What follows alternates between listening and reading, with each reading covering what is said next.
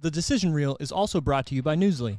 Newsly is an audio app for iOS and Android that picks up web articles about the most trending topics on the web at any given moment and reads them to you in a natural human voice. For the first time in the history of the internet, the web becomes listenable. Browse articles from topics you choose and start playing. Stop scrolling and start listening with Newsly. They also have podcasts as well. Explore trending podcasts from over 40 countries, including our podcast, The Decision Reel.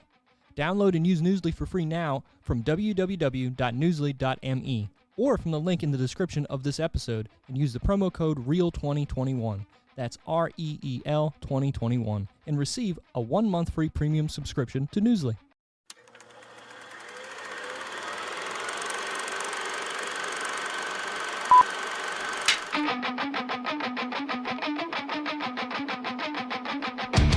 You are listening to The Decision Reel, brought to you by Bright Eyes Entertainment.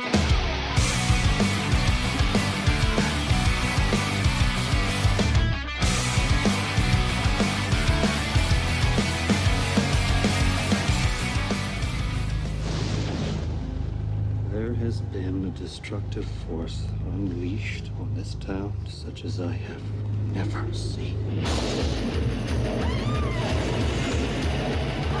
Oh my God, I don't believe this is not happening! We have got a poltergeist!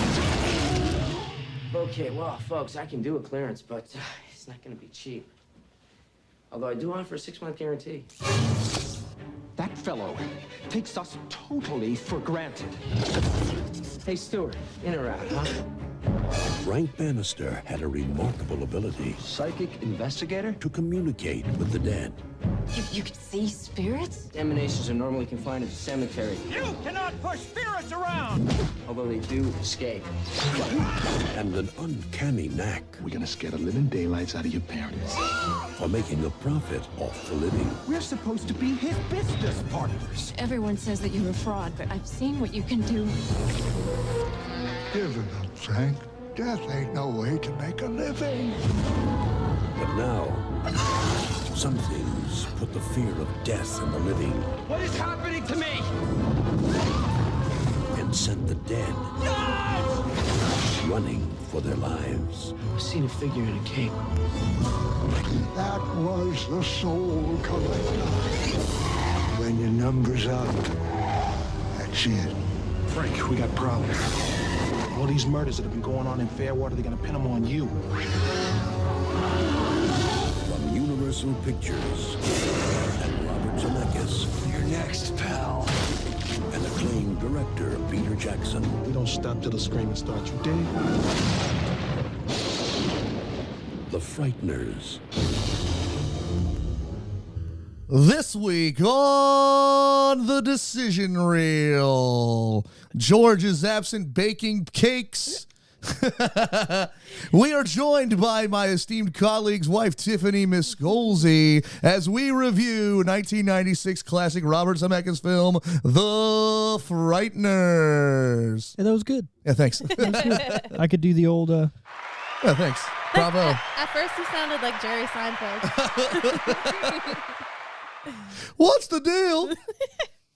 What's the deal with these people? Who's shaving in there? The Wolfman? Hey, real quick, do you watch Cars and No, I don't think it's funny at all.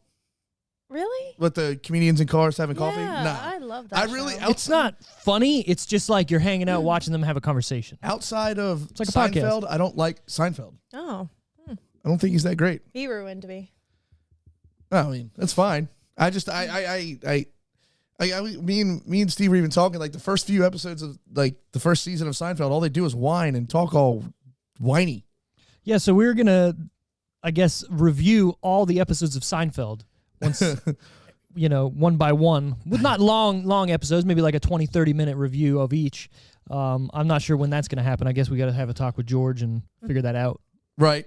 But it's going to happen. Yeah. Because I love Seinfeld, and I think that'd be a I like having it on while I'm working. It's good background noise, and then, because it's about nothing. Yep, a show about nothing. And it just keeps going and doing its thing. And I that's one of those shows that I watched growing up. I remember the season or the series finale was when they're the like biggest in jail. thing. Yep. And one of the bigger things, of that time. And I still watch it to this day, randomly. Yeah. I love it. It's a good show. Doesn't get old. Mm-hmm. You know, I mean, just like today's movie, I feel like it aged well, and I've never seen it. Yeah, Oh, well, that's so. good. Yeah. Yeah, I'm a little sad George wasn't here because George does like this movie too. Well, with and I a wanted to name sit down like and The talk, but- Frighteners, Yeah. I was like, oh, man.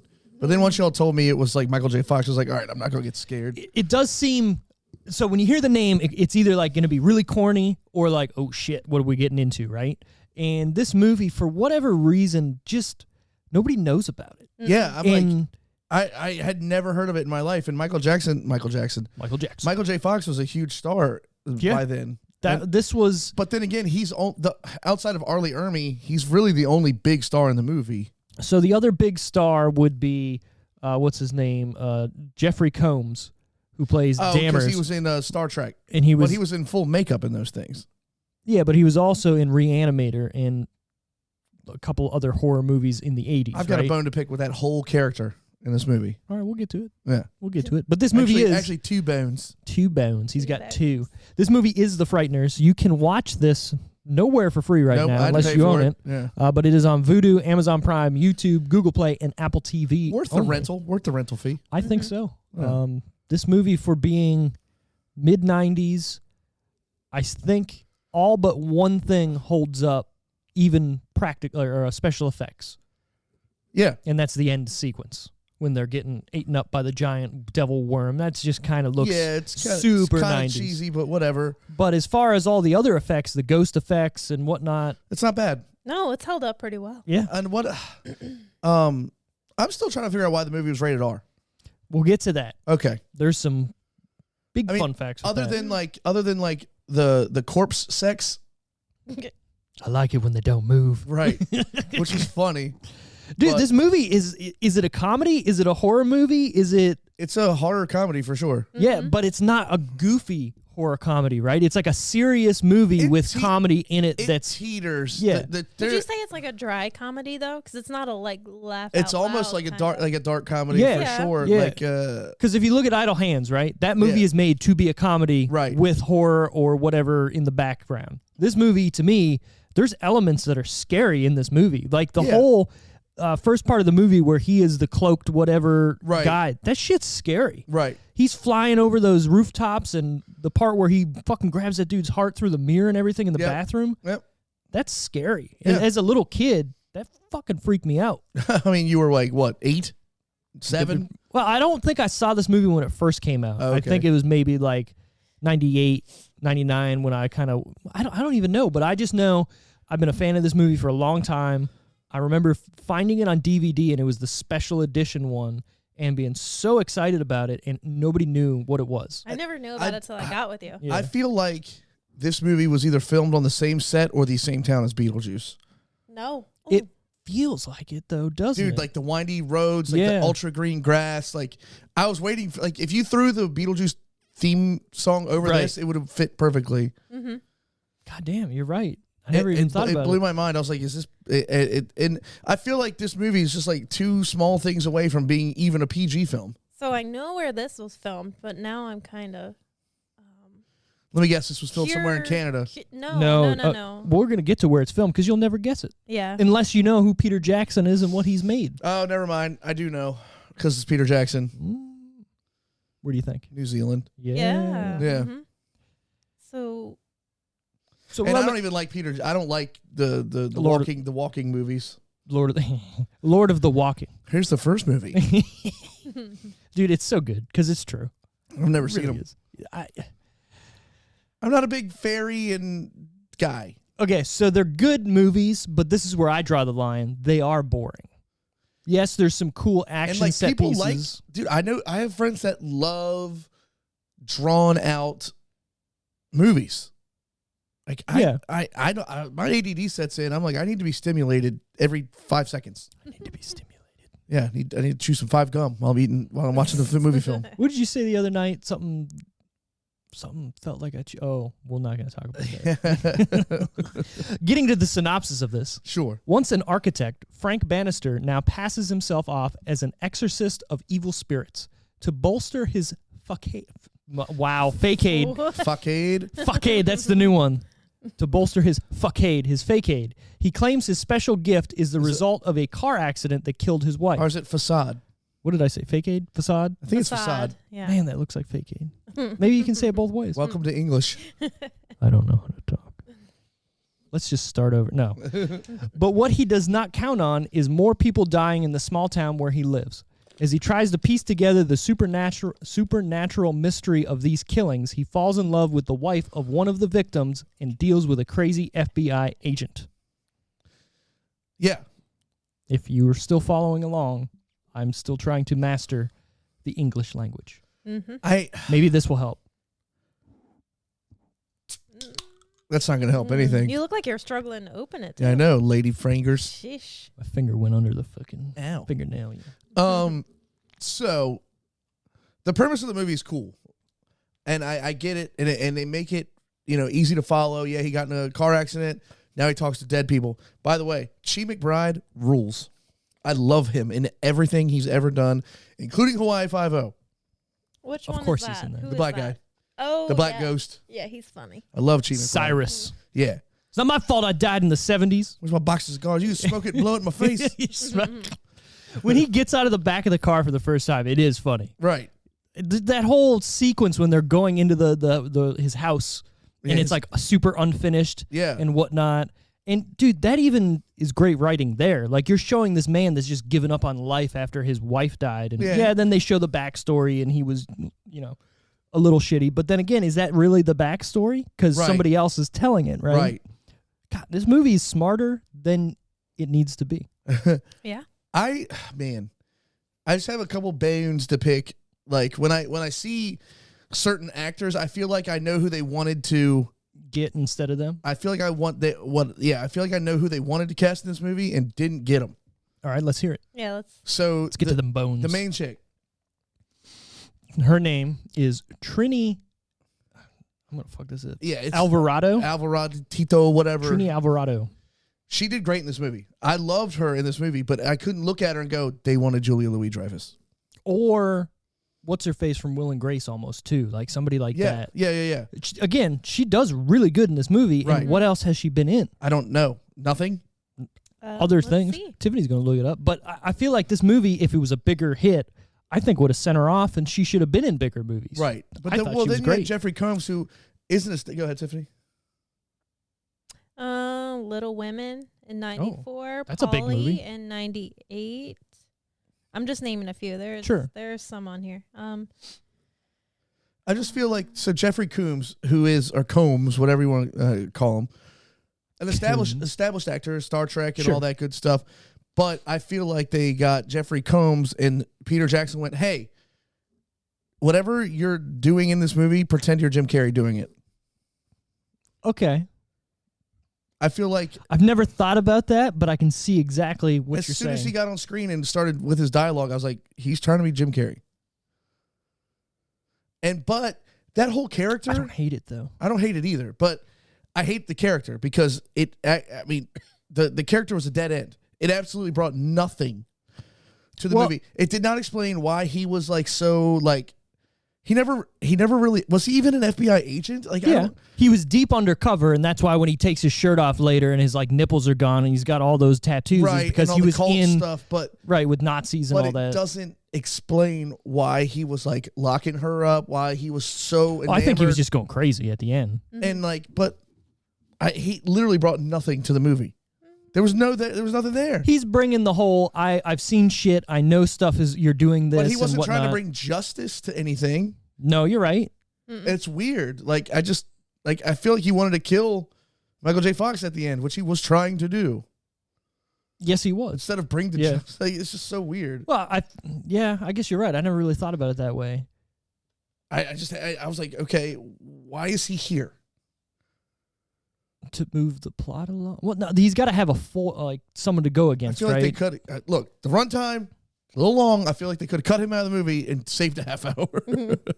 Yeah, but then what is he going up against other than Johnny Bartlett and the other chick and all that? Hey, which I guess is is 90-minute banger. I guess that's fine because I love me some Jake Busey though. his big ass teeth. He's so I'm not creepy. A fan of no, him he's for so some- creepy, man. He's the perfect character, Yeah. or the perfect actor for this character. And the lady who played Patty did so good. So I didn't put this in the fun facts, but she was cast because she's the mom in E.T.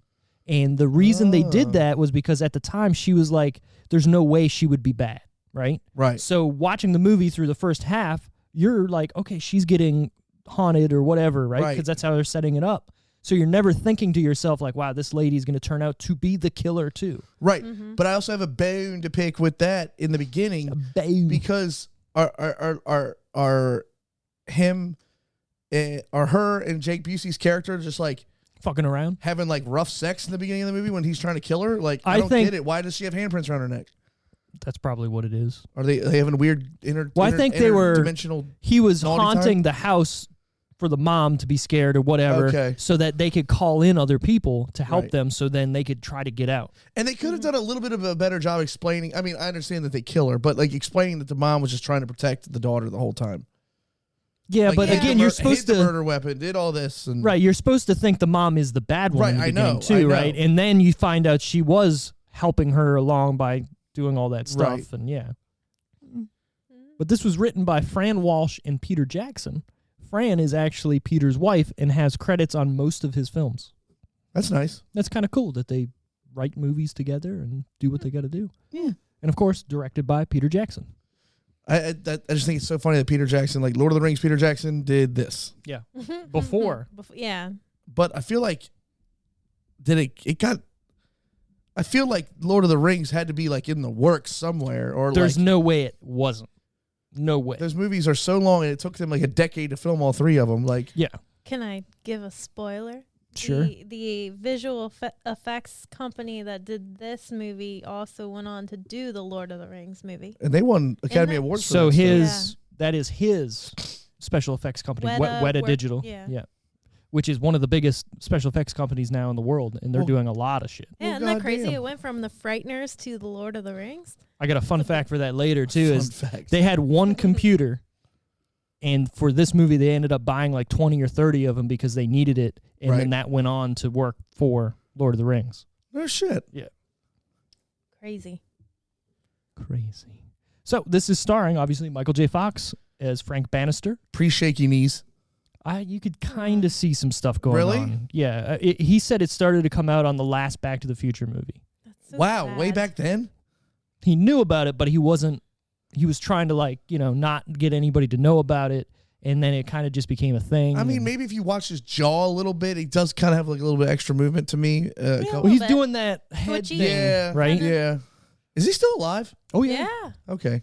He has a new show, doesn't he? He's been Like, he's even been with all this. I feel like I he swear did. he does. Or Is it he was on Parkinson's or Lou something. Gehrig's, It's or is that the same thing? Parkinson's. No, it's completely different. Okay. But we also have Trini Alvarado as Lucy, Jeffrey Combs as Milton Dammers, Dee Wallace as Patricia Bradley, Jake Busey as Johnny Bartlett, Peter Dobson as Ray, Chi McBride as Cyrus, Jim Fife as Stuart, John Aston as the Judge. Love the Judge. It's such a good character. Yeah. And Arlie Ermey as Hiles. Yeah, I liked him. I mean, he was like, they were just like, hey, remember Full Metal Jacket? Do that. Just do that. Perfect. This is produced by Wingnut Films. I'm sure this is like the only film they've done. Right. But it was distributed by Universal Pictures, so I mean that's huge. I mean, it has a good cast. I think. Like I said, once I started watching, I was like, okay, I'm in. Like I didn't get bored. It was a little drawn out, but like I said, the story that's there is entertaining and original. Yes. And I don't even think the originality of the film is pretty sweet, especially with the keeping score of the murders numbers. and stuff. Yeah, So tight. that part where he's just like, and who put the number on his head? Right. What do you mean? What are you Right. talking about? Like, dude, oh my God, it's so good. And even the flashbacks to the hospital and everything is so well done too. Oh, at the end, it's so weird. And she's just mowing people down in the ward too. Right, and it's such a good way to do the story where she's watching the video in the beginning, right, of to set up the movie, but you don't even know that that's the setup of the movie, right?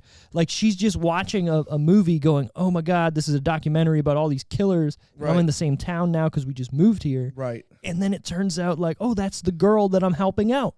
Right. Oh shit, you know what I mean? And then, I mean, I do feel bad for Ray. Oh my God, yeah. Because Well, I mean, look, he was a dick. He's a dick, but didn't make him a bad husband or anything. True. He was just a dickhead.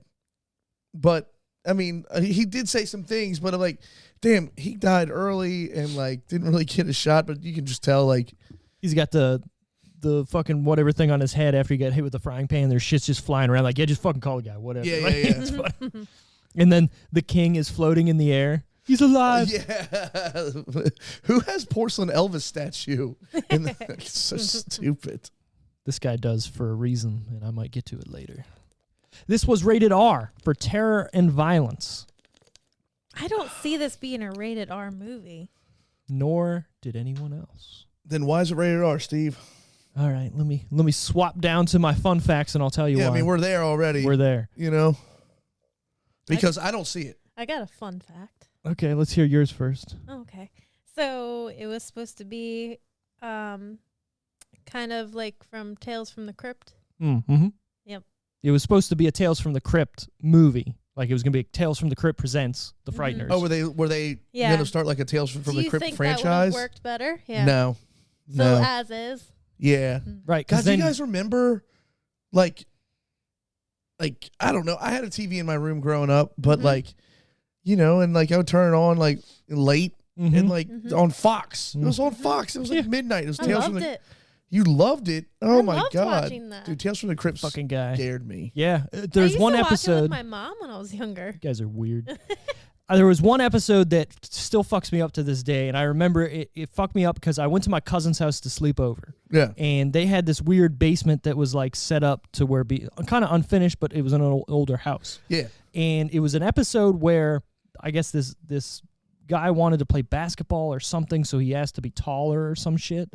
And then he ends up getting murdered or he dies. So for them to fit him in the casket, they cut his feet off. Oh God. But then he like comes back as a ghost, but doesn't have any feet, so he's like floating down these steps. Yeah. And they looked exactly like the steps that I was sleeping over at. And I remember the whole night just looking at the steps like, oh my God, here we go. Man. I never watched an episode for it to scare me because the little puppet would pop on and be like, turn it off. Yeah. That dude was creepy as shit looking. Yeah. There was one episode of Are You Afraid of the Dark on Nickelodeon. Oh. I couldn't watch it. It had like a jester that like drooled blue all shit. Of that. Nope. I don't get it. Yeah, that's right. You're scared of like scary movies. Yeah, I don't like it. I don't like them at all. Like it. I got one that haunted me a little bit as a kid from Are You Afraid of the Dark? I might have mentioned it on this podcast already, but it was they made this public pool on a Indian burial ground. So anytime a kid would go in, sometimes they would get swallowed up. Yep. And I used to go to a public pool, and I was like, was that the same episode where if you stared at a flame long enough, something would come, like somebody comes back from the dead? Maybe. Or like, yeah, like there was like an explanation of like flames dance to get you to try to stare at them. Okay. That's kind of cool. That's a good, cool. Yeah. I like that. Yeah, man. Yeah. Spooky season. All right, so getting to the rated R and whatnot, what happened with it. Oh, yeah.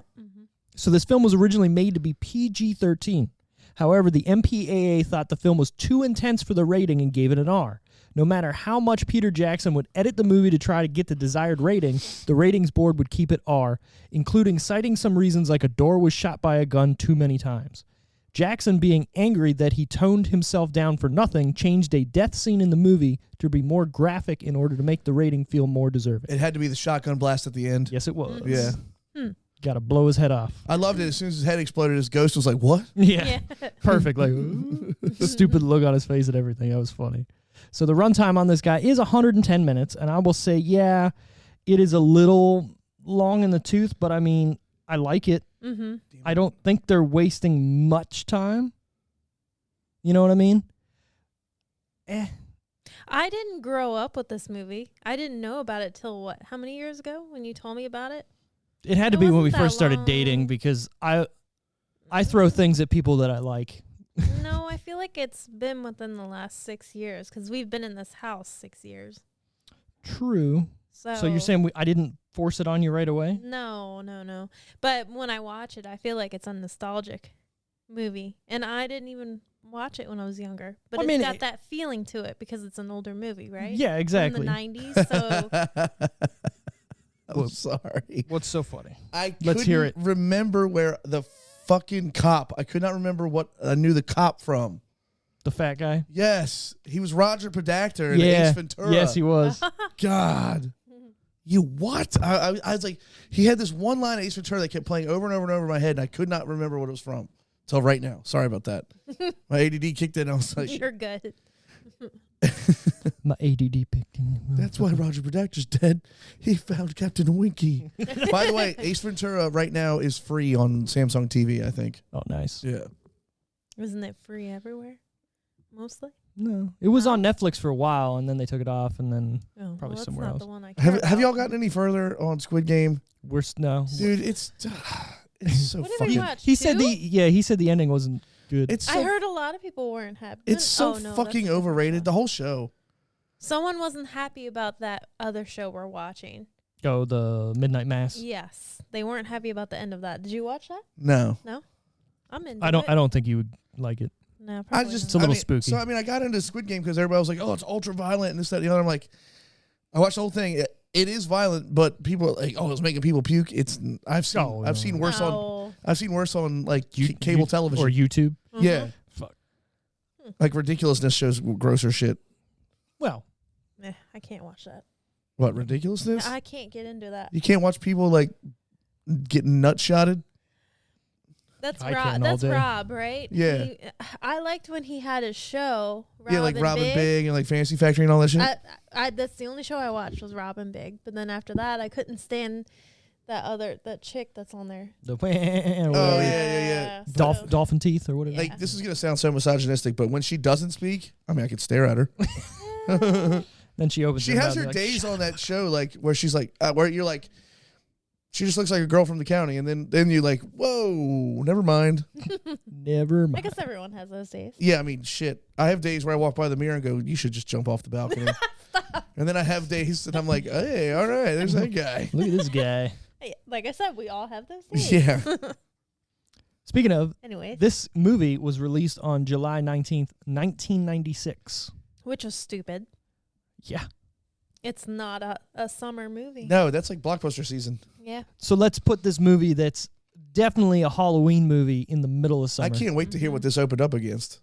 Oh, we're getting there. Oh. So this was filmed from May 14th, 1995 through November 16th, 1995 in Tulsa, Oklahoma, Wellington, it's either Lyttletown or Littletown with an I. Sorry, with a Y instead of an I. Miramar, Canterbury, New Zealand. Shoo. So a lot of places in New Zealand. That's tight, though. That is cool. I don't really have a desire to go to New Zealand, I don't think. Oh, I would. I mean, if it was $3.99, I'd go, but I'm not going to pay for it. I'd rather go. I need to go to Korea so bad. I want to go to Japan. Well, Tokyo's on their list, too. Yeah, that's just because you guys are all into anime and weird shit. I'm into anime Hentai stuff. porn and tentacles. I'm Just into the Steel Panther song is where I'm at with. Oh, Asian Hooker? Yeah. Asian I still Hooker. can't believe they play that song. It's hilarious, though. I think. Well, I just think they get away with. Did you see who the new bassist is? Yeah. The dude from Filter. Yeah. He does not fit in. I mean, He doesn't have the because he's not Lex. personality. He's not Lex. I mean, you got to flipping the hair and looking at himself in the mirror the whole time. Is it true that the dude left to start like a dog grooming business? Yeah. Is that like a real thing? That's real. I just thought that. How could he not? Think about it. That sells itself. Yeah, He but they just all- walks around with but- that wig. But yeah, I was gonna say they're all wearing wigs except the lead singer. Right. Yeah. I don't give a fuck. They're really good. No, Satchel's the man. Yeah. They Mhm. shred. He's too good. I would love to see them. Matt Hood. Right. Yeah. What? Our friend Matt, you've met him. He came to the show in the basement we had. He looks just like Satchel. He's got that weird built body and like black long hair. And dude, I was literally shreds playing on one of their guitar. songs upstairs, and he was down here, and he learned it right on the spot. That's tight. Yeah, great. It was a glory hole. Diddle-diddle-doo-doo. Literally through the floor, just went, oh yeah, got it. Glory hole. It's a good song musically. Mm-hmm. Oh man. Yeah, budget on this motherfucker. Where we at? I saw it when I was trying to find it where I could stream it. I saw it. Damn. 20s? What do you think? 20 some million? 20 million. 26. Yeah, Okay. I was there. that's the only thing I saw though was how much it. I didn't see how much it made. So Now 96. That's not that much of money for No, a the movie like economy this. was better then. The dollar went further. There was a lot of special effects in this movie. There's a lot of set pieces in this movie. It's a long movie. Peter Jackson paid himself to make this movie. Probably, yeah. Well, think about it. His company did the fucking CGI. Yeah, you're right. Good for him. That's tight. It's tight. All right, box office. You see that too? No. All right. But I don't think it's any good because it's fucking... And they released it in July. Maybe it's like a break-even thing. I was going to say 35. I think it was going to make a little bit, but nothing crazy. Even that, I feel is too high. You would think with Michael J. Fox on a movie in the summer. Right. Even though, yeah, it's been some years that he was, in a big movie, whatnot. But again, even though, like watching that trailer, if I didn't know the movie, I wouldn't go, yeah, let's go see that. True. The trailer didn't make it look good. No, but it did make it look bad, but... True. It just made it look... Yeah, it looked like a movie. Right. Yeah. Nice little movie film. Movie film. So what do you... So it was 26 to... It was the budget, so what do you think it made? 30. 30, huh? 29.3. Look at you. There you go. Oh, Go ahead, okay. T. Look at you. So, I mean, it finished in the black. Yeah. But... On paper. Yeah, on paper. Right. But opening weekend, it made 5.5, which isn't... That's a good opening weekend.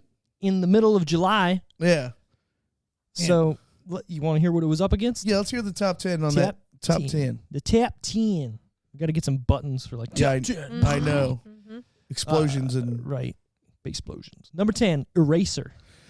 Is that Schwarzenegger? Mm-hmm. Yeah. Oh, no wonder. Number 9, The Hunchback of Notre Dame. The Disney animated? one? Mm-hmm. But that was out June 21st. So a couple weeks. So, yeah. It made its money. Number 8, Kazam. Oh, God, that movie was bad. I forgot that existed. That was Shaq, right? Yeah. Okay. Number 7, one of my personal favorite movies, Multiplicity. Love Multiplicity. Great. Very, movie. very underrated movie. It really is. I mean, Michael, what's his name? Keaton had to play 4 fucking characters in the movie and interact with himself when he wasn't there. Mm-hmm. Especially in the 90s, like, that must have been, they must have been figuring out how to do it. I'd love to know how much they paid him to do that movie. That's on my list of movies to do. All right. So I'm sure we'll get there eventually because I do love that movie. I did too. I want to watch it now. It's so been a long fucking, time. It's so Puts ridiculous. the pizza in his wallet. I love that movie. I gotta love that movie. Pizza. She touched my pepper, Steve. That's Touch my him. peppy. That's Steve. Got my pizza. Got the pizza. And it's so funny We're that gonna go eat a dolphin. I never connected, as much as I love Beetlejuice, I never connected it that was him. I hate Beetlejuice so much. I'd rather watch that than Nightmare Before Christmas. Well, I'll give you credit for that because so would I. Yeah. You know what my favorite part of Multiplicity is? The 2 clones go to the guy that makes clones and says, make a clone of us. And he doesn't go, I think that's a bad idea. He just goes, all right. Yeah. Right. And then he shits out the special needs one. Right. Ridiculous. It's messed up, though, because his wife sleeps with all of them. Well, do you think she would be like, hey, why does this feel different? Why is this dude like doing his weird shit? Spicing it up, man. Or not only that, like, man, he ready to go again? Like, yeah, I would know something's up. Yeah. In the same night? Yeah. Within like 3 minutes of each other, it seems like? 2 times in a night is a fucking athletic feat for me. Personally, I don't care who knows that. But I'm gonna need like an hour, a peanut butter jelly sandwich and a Gatorade. Like I need what is like Dane Cook? Balls are empty, low fuel. Well, not only that, like, how doesn't she realize that they're different people? You know what I mean? I mean, the believability is there. It's there, but I just like he's trying to tee off at the golf course and he gets a call. He's like, God damn it, this is why I did this. I'm making another fucking clone. Right. It's so stupid. I love it. Number 6, Fled. Fled? What is that? FLED. I don't fucking know. I'm going to look it up. I should probably look these movies up as I'm doing these notes. I kind of like guessing, though. It's like, the fuck is that? It's an action crime film. Who's in it? The cast, Samuel L. Jackson. Stephen Baldwin. Oh. Baldwin. Billy Baldwin. Selma Hayek. Whoa. Okay. Will Patton. Okay. Robert John Burke. Yeah. Brittany Powell. You're losing me.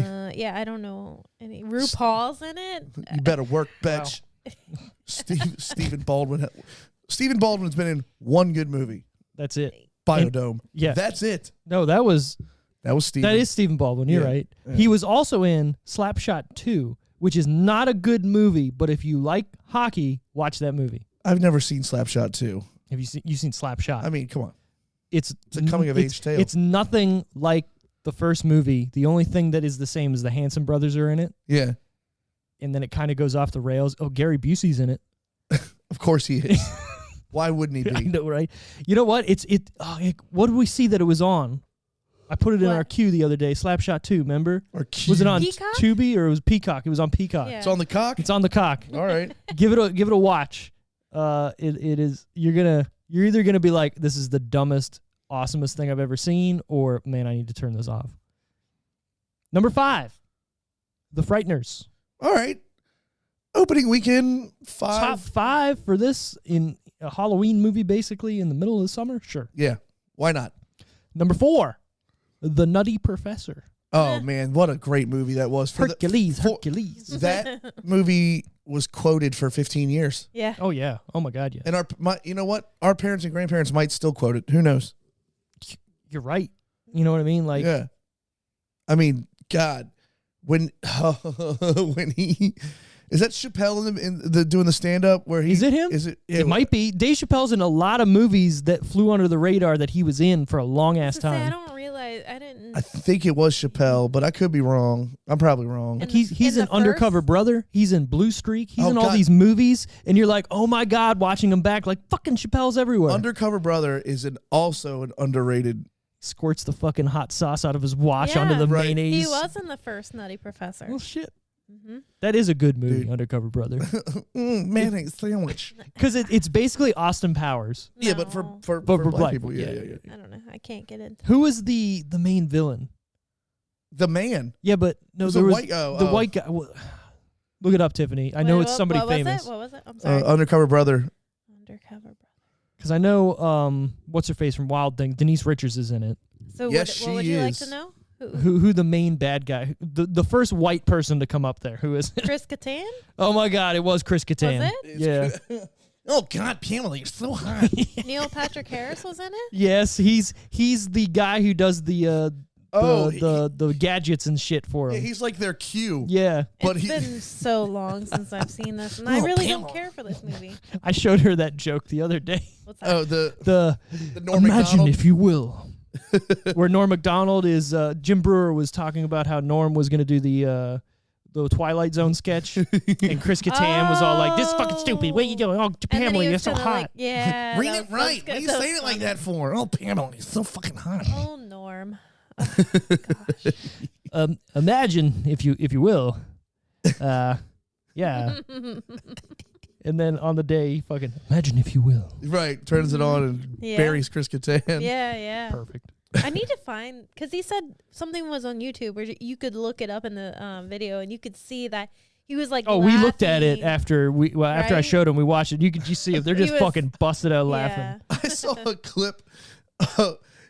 Fucking goddamn it! It was Norm Macdonald yesterday. It was like 3 minutes where he was like, "I was at a gay pride parade and there was a straight mom and a straight dad there, and they were celebrating their son being gay." And he was like, "That's kind of a weird thing. It's not really an accomplishment." And he's like, "It'd be like me going, yeah, this is my son. He graduated from Harvard. Oh yeah, and he loves dick." So he was. I loved his dry delivery on everything. Yes, because there's an episode of the comedians in cars getting coffee, and Norm was on there, and he was saying how I would watch that. His son, he didn't know if he was gay or not, and he's like, he's not with anyone. Norm wasn't at the time, and he was like, I'm hinting that he's gay and it's okay. And then my son's like thinking, God, is my dad gay now or something? Like he's so pro, whatever. You'll have to watch the episode. It's really good. If you watch his weekend updates in the 90s, there's a lot of gay Oh, yeah. jokes. I wouldn't go as far as to say they're homophobic, but they're not. Like, every one of his jokes are so safe, but they don't seem safe until he gets to the end. And then it has nothing to do with the joke. Like the moth joke. Everybody's seen that by now because that's his biggest thing. But the whole fucking spiel, just for him to be like, oh, I came in because the light was on. Right. Hilarious. He was my favorite on Weekend Update by far. And it's him and then Colin Quinn. For whatever reason, Colin Quinn had that good delivery style. Colin Quinn, and then I mean, for me, Tina Fey and Amy Poehler were great. Yeah, you're right. You're right. It changed it up a little bit. Yeah, but it was one time he had these circle graphs up, and he was like a new poll show that women are responsible for most car wrecks. And a woman made this. He was like, and if you look at the pie charts behind me, they all don't add up to 100%. That's because a woman did the math. Right. And then he said, and if you think I'm being or whatever, he's like, a woman wrote this joke, so shame on you.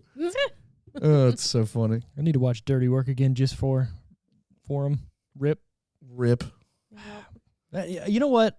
A lot of these like celebrity deaths and things don't really affect me. I'm just like, whatever. I can watch whatever they're in, or you know, it's not a big deal. But the Norm one got to me. That's because he was the superstar's favorite. He was the comedian's comedian. Yeah, he was everybody that you love. He was their like favorite and inspiration. You're right. Yeah, he wasn't like but he wasn't overly celebrated. No, except in that community. Right, so everybody knew that Norm was just the fucking man. So when he died, it made more of a splash on the inside than on the outside. You didn't see so much on fucking your Facebooks or your Instagrams. It wasn't like, right. Mm-hmm. It's funny. A lot of people have made the same quote about him, and it's that he was the smartest person in the room who was trying to look the stupidest. Yeah. And every joke he did or whatever, he was so quick-witted and so on the ball before anybody knew what was going to happen. Got him. I loved all of his cameos. He always had like random cameos in like Adam Sandler or like all the Deuce Bigelows and the second one he's like the man whores or whatever. Yeah, her. No, he doesn't. No, he says it like hers. Yeah, man hers. Yeah. And he's like so like unshaven and like just looks dirty as fuck. And but he you're starts like shaving and eating lunch. And then what's the other one? The animal where he's like, so when do we light our torches? Right. At nightfall. So what if one was to have already lit their torch? He's got a torch. That came up on something, and I was like, man, I haven't seen that movie in a long time. Yeah, that animal, it wasn't bad. That and the Hot Chick are was like that the Badger Milk thing? Yeah. Those are some guilty pleasure movies where they're not good movies, but they're still funny to watch. The Hot Chick. Yeah. Oh, you can hear that? I'm sorry. I like the farts. No, when he's banging on the drum. They're in that like African whatever store, and he's in back. But that's a direct rip from Saturday Night Live, right? Yeah, but it's fun. Right. When he fucking and the first Deuce Bigelow is like one of my favorite movies of all time. I swear to God, it's just underrated. Tina Fey's in that. Yeah, and he's dead. That's our hottie from The Mummy. Yep. And he goes, well, just guess I'll take some sea snails. Well, you better get them from the cold tank. The ones in the bottom. I love that movie so bad. Hey, fishy. They don't like that. They don't like hey, we should probably talk about this other movie. Yeah. That we're reviewing. This is what happens. Top 10. We're still in the top 10. But what was number 4? Because that's when we went on the Nutty Professor. Number 4. That's okay. We went to Dave Chappelle and then ended up on Norm. Motherfuckers. So top 3. Yeah. In no order. No particular order. Courage Under Fire. Is that Denzel? Pretty sure it's Denzel. It probably is. Phenomenon. The hell is that? That's with John Travolta. He's got everything I think about. He's got the glasses where he's making them float. Yeah. And then Independence Day. Oh man. Was that opening this was weekend July 6th. Yes, this was opening weekend. So it is not opening weekend for any of these 3 movies. Okay, well, Independence Day is my number 1. Movie. Lock, Stock, and Barrel. I'm going to go Independence Day 1, Courage Under Fire 2, and then Phenomenon 3. Even though I think I saw Phenomenon in the freaking theaters with my parents. It's not a bad movie. I never. Do you guys remember that movie Powder? Yeah. Why does that remind me of Powder? I've never watched it. It's fucking weird. It's some like, I don't even know. Like a guy lives in a basement and he's made of like love. I don't know. It's made of maybe. love. I really don't remember. But I just remember if anybody was pale in school, we used to call him Powder. That's fucked up. You're right. I think I do remember that. That's really fucked up. I think I'm gonna do the same order actually. So, the order goes: number 1, obviously Independence Day. Yeah, boom shakalaka. Number 2, Phenomenon. Oh. Then Courage Under Fire. Man, all right, I got to look up Courage Under Fire. 'Cause I'm pretty sure it's Denzel. It probably is. I'm assuming. But George's favorite time. Oh, yeah, it is a, wow, it's got an 85 on Rotten Tomatoes. Oh, shit. Oh, it's a Gulf War movie? Hell yeah. All right. It's Denzel, Meg Ryan, Matt Damon. Goddamn. Matt Diamond. Lou Diamond Phillips. Matt. I don't know. Oh, it's got a Bronson Pinchot, which, you ever see the Beverly Hills Cop movies? Yeah. Where he was on Bosom Buddies. He goes, oh, Achwell Foley. Achwell. I love that guy. She said the Matt Damon line, and that's my favorite fun fact of all time, is when they were making Team America World Police, Matt Damon's character was going to be the smartest guy, and he was going to tell all these people what not to do, but they saw his fucking puppet, and they're like, oh, no, he's retarded now. That's fucked. So they just gave him the retard Matt alert. Damon. Put a little creme fraiche on that. Yeah, a Fraser creme. We're going to deglaze that pan. Oh, yeah. One day I'm going to the shit use out of it. creme Glaze the fraiche. fuck out of that pan. Randy! Cafeteria free. That is one of my favorite episodes. When fucking Cartman is, what's his face? Oh, Gordon Ramsay. Gordon Ramsay. God damn it! Are you taking the piss? Come on, no. He's just over there chopping away. Yes, chef. Oh, and it's Giada De Laurentiis with her perky tits. I'm going up against Bobby Flay. And that's going to be spread on a nice Asian slaw. I just want pizza. Right. And we'll top it off with some cream free. Oh, la, la, la. Shooting the pilot at the school. I'm going to go on. This is my thing. Randy Marsh is the best character on South Park. Absolutely. Oh, definitely since they started letting him do his own thing, like right around the time of like, oh, I'm sorry, I thought this was America, Yeah. or like, You want bro out? him jerking off like to the one computer that has the internet at the camp. Oh. All right, it's yours. Oh, it's a ghost, it's a spooky ghost, it's ectoplasm. I love South Park. And now he's got the Integrity Farm. Integrity yeah. weed. Just a little bit of integrity. And What was when he see was the one where they made Integrity cocaine? Yeah. What was he was performing at open mic nights? What was Steamy Daniels or whatever, or Steamy Dan? Oh yeah, where he was just farting into the fucking microphone. I love He's it. just y'all. No, that's their Steamy Nicks. Did you say Stevie Nicks? No, that's Steamy Nicks. Steaming. Hey, what does that old man say? Like, leave them draws alone. They didn't do nothing to keep shitting in them. Fucking love South Park. All right, Tomatometer. The Tomater. Tomater. Oh man, speaking of Tomater, I'm sorry I'm going off track again. Did you see I think it was this past week's SNL with Owen Wilson? Oh, No. no. She was going to watch it last Yeah. night. She was reading.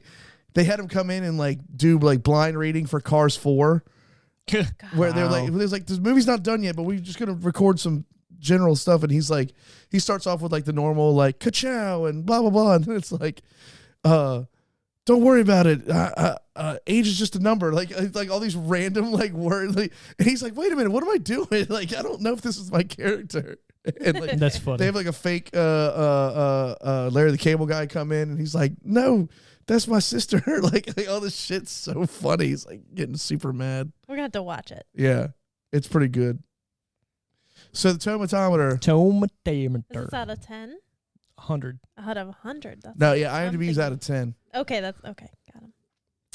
I have a feeling that the esteemed people over at Rotten Tomatoes probably liked this movie more than they disliked it. But I don't think it's going to be one of those ones that's going to surprise you. Like it's not going to be like an 85 or anything. I'd probably put it around a 70. Let's go to 78. Whew. 66. Oh. You know, that's about right. Yeah, I mean, I could see why critics would pan it. I could see why critics would go. Yeah, but I could also see why certain critics would like it and go, Oh, well, yeah. no, let me tell you why you're wrong and why you should like it kind of shit. Exactly. So audience score. Ooh, Where do we think it's that's going to be at? higher. It's got to be higher because I have a feeling this movie's got a cult following, not so much as your Beetlejuices or anything like that, but I just, Beetlegeist. I have a feeling that this has a cult following that I never even knew about. So I'd probably put it right around like a 77. All right. Where you at, Tiffany? This is for the audience? Mhm. Yeah, out of 100. Oh, boy. Anaranjado, which is not 100, but I don't know why I said that. Cafeteria Eight- fridge. What? 81. 52. Oh, lower than the Rotten. That's only a handful of times that's happened on this show for the movies that we've done. I've got those rose-colored, glasses. Do you really like the movie that much? I mean, I'm not obsessed with it, but I like it. Yeah. IMDb score out of 10. Now I don't know what to say. It's usually higher than the Ratton. But I've been high the whole time. Giggity. Is George down here? Yeah, right. But shout out to George. Shout out to George for coming to the show. Yeah, And he's always- come to all of our shows. and bringing the fun too, because he don't give a fuck. I'm going to say this. Before he got up there and started like jumping around, not that many people were into it. Dude, I was pacing. No, Yeah. they were. No. That's the problem, and this has nothing to do with Sonny or the business, but it's more of a sit down place. Yeah. The fucked up thing is people are enjoying the show. Yeah. But they're just like golf clapping. Every single seat in that place had an ass in it. The bar, Yeah. but like the dance floor, I was like pacing. Yeah. I was like, come on, come on, Get the fuck up. And actually, credit to George and Sean's girlfriend, I guess, Jess. Got the people in, and then we finally started having some fun. Right. It was a good time. Right. For the people who don't know, we are in a band and we play emo pop punk music in and around St. Mary's County, Southern Maryland. Trying to get more of the around, not so much the in. Right. We are called Hit or Miss. You can check it out. It's if you fun. want. We're all right. We're pretty goddamn good. I don't give a fuck. Yeah. I didn't know you had a black BMO thing up there, whatever the guy's name is. Oh, we made that. BB-8, yeah. Yeah, we made that in Disneyland at the Star Wars Galaxy's Edge, whatever thing. You can go in and make your own droid. Yeah. So they have like a conveyor belt with all these different parts you can pick out, and then you can like make whatever you want. You can make an R2 droid or you can make a BB-8, but you can change the different like colors and shit. Does it roll? Yeah, so it has its own remote control and you can just drive it around. That's dope. Yeah. And you can get different chips to put in it so it'll sound different. Did you name it? No. I don't think I did. Was there? No, I don't think you. I can't remember. Yeah. So and then that white box is what you got, and you carry it around with it. Right? So I got So much and then you Droid see the Depot. yeah, you see the two like they look like almost bombs. Yeah. That's how they get the Coke and the Sprite there. Oh. So it's not a water bottle; it's like a detonating bomb, grenade kind of thing. Granada. Yeah. So it's kind of cool. I mean, everything, and then we bought that and whatnot, and then we made the lightsabers too there, right?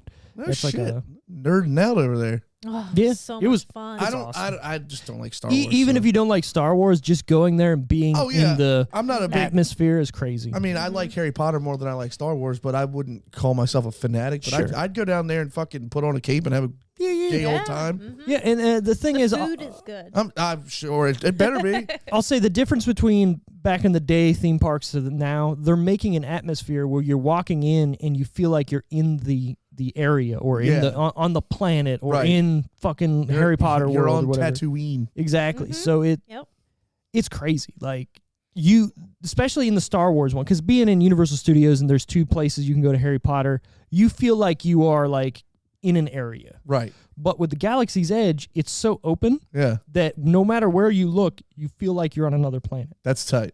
Right? They Because try to do that with King's Dominion, right? When they started sectioning it off, like you had like the Wayne's World section, and like it was like they had like the Makita's Donuts and like the Hurler and the basement, and yeah.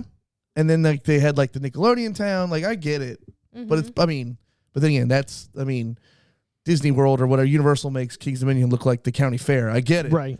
But I feel like I understand what you're coming from. Yeah. I've never been to a Disney or a Universal or anything like that. I don't know if I need to. I would love to, but I don't know if I need to. I would say It's if worth you've never it. been to one, it's definitely worth going.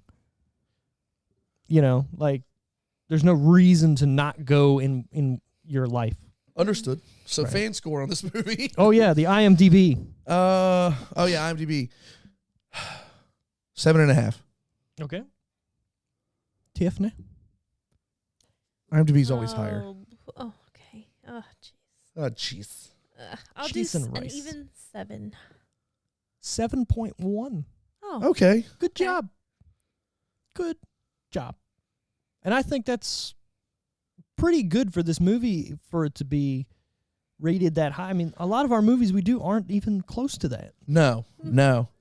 Oh, no. A lot of them are terrible. Yeah. They're terrible. Wait a minute. Is it my pick this week? Yes, it is. I have a feeling. I was like, I haven't picked a spooky film yet. Yeah, you might need to start thinking about that. How you going to pick it if you don't like them? I like certain ones. I like certain ones. I like about 4. I like a lot of horror movies, but like 4 of them. I like what I like. Nothing wrong with that. No, that's fine. So for this movie, who was your favorite character? Man, I think Cyrus and Stewart did great jobs. I think they were the perfect supporting cast ghosts. Yeah. But they were just supporting cast. It's just like the judge, right? Those 3 ghosts were perfect, but the judge was probably the better of the 3. But for me, it's got to be Michael J. Fox because you know he comes off as like, okay, everybody thinks he's a con man, blah blah blah blah. But then like there's a real deep character story there, and I feel like when he gets arrested, yeah, and he's just like, yo, get away from me. It's not good to be around me, blah, blah, blah. I honestly, like, the character grew and arced, and then he became the hero and got the girl, and I think it was a great movie. Oh, yeah. Great character, excuse me. So, like, in the beginning, yeah, he's a con man, but he's still real because he is seeing ghosts and using them to do his con.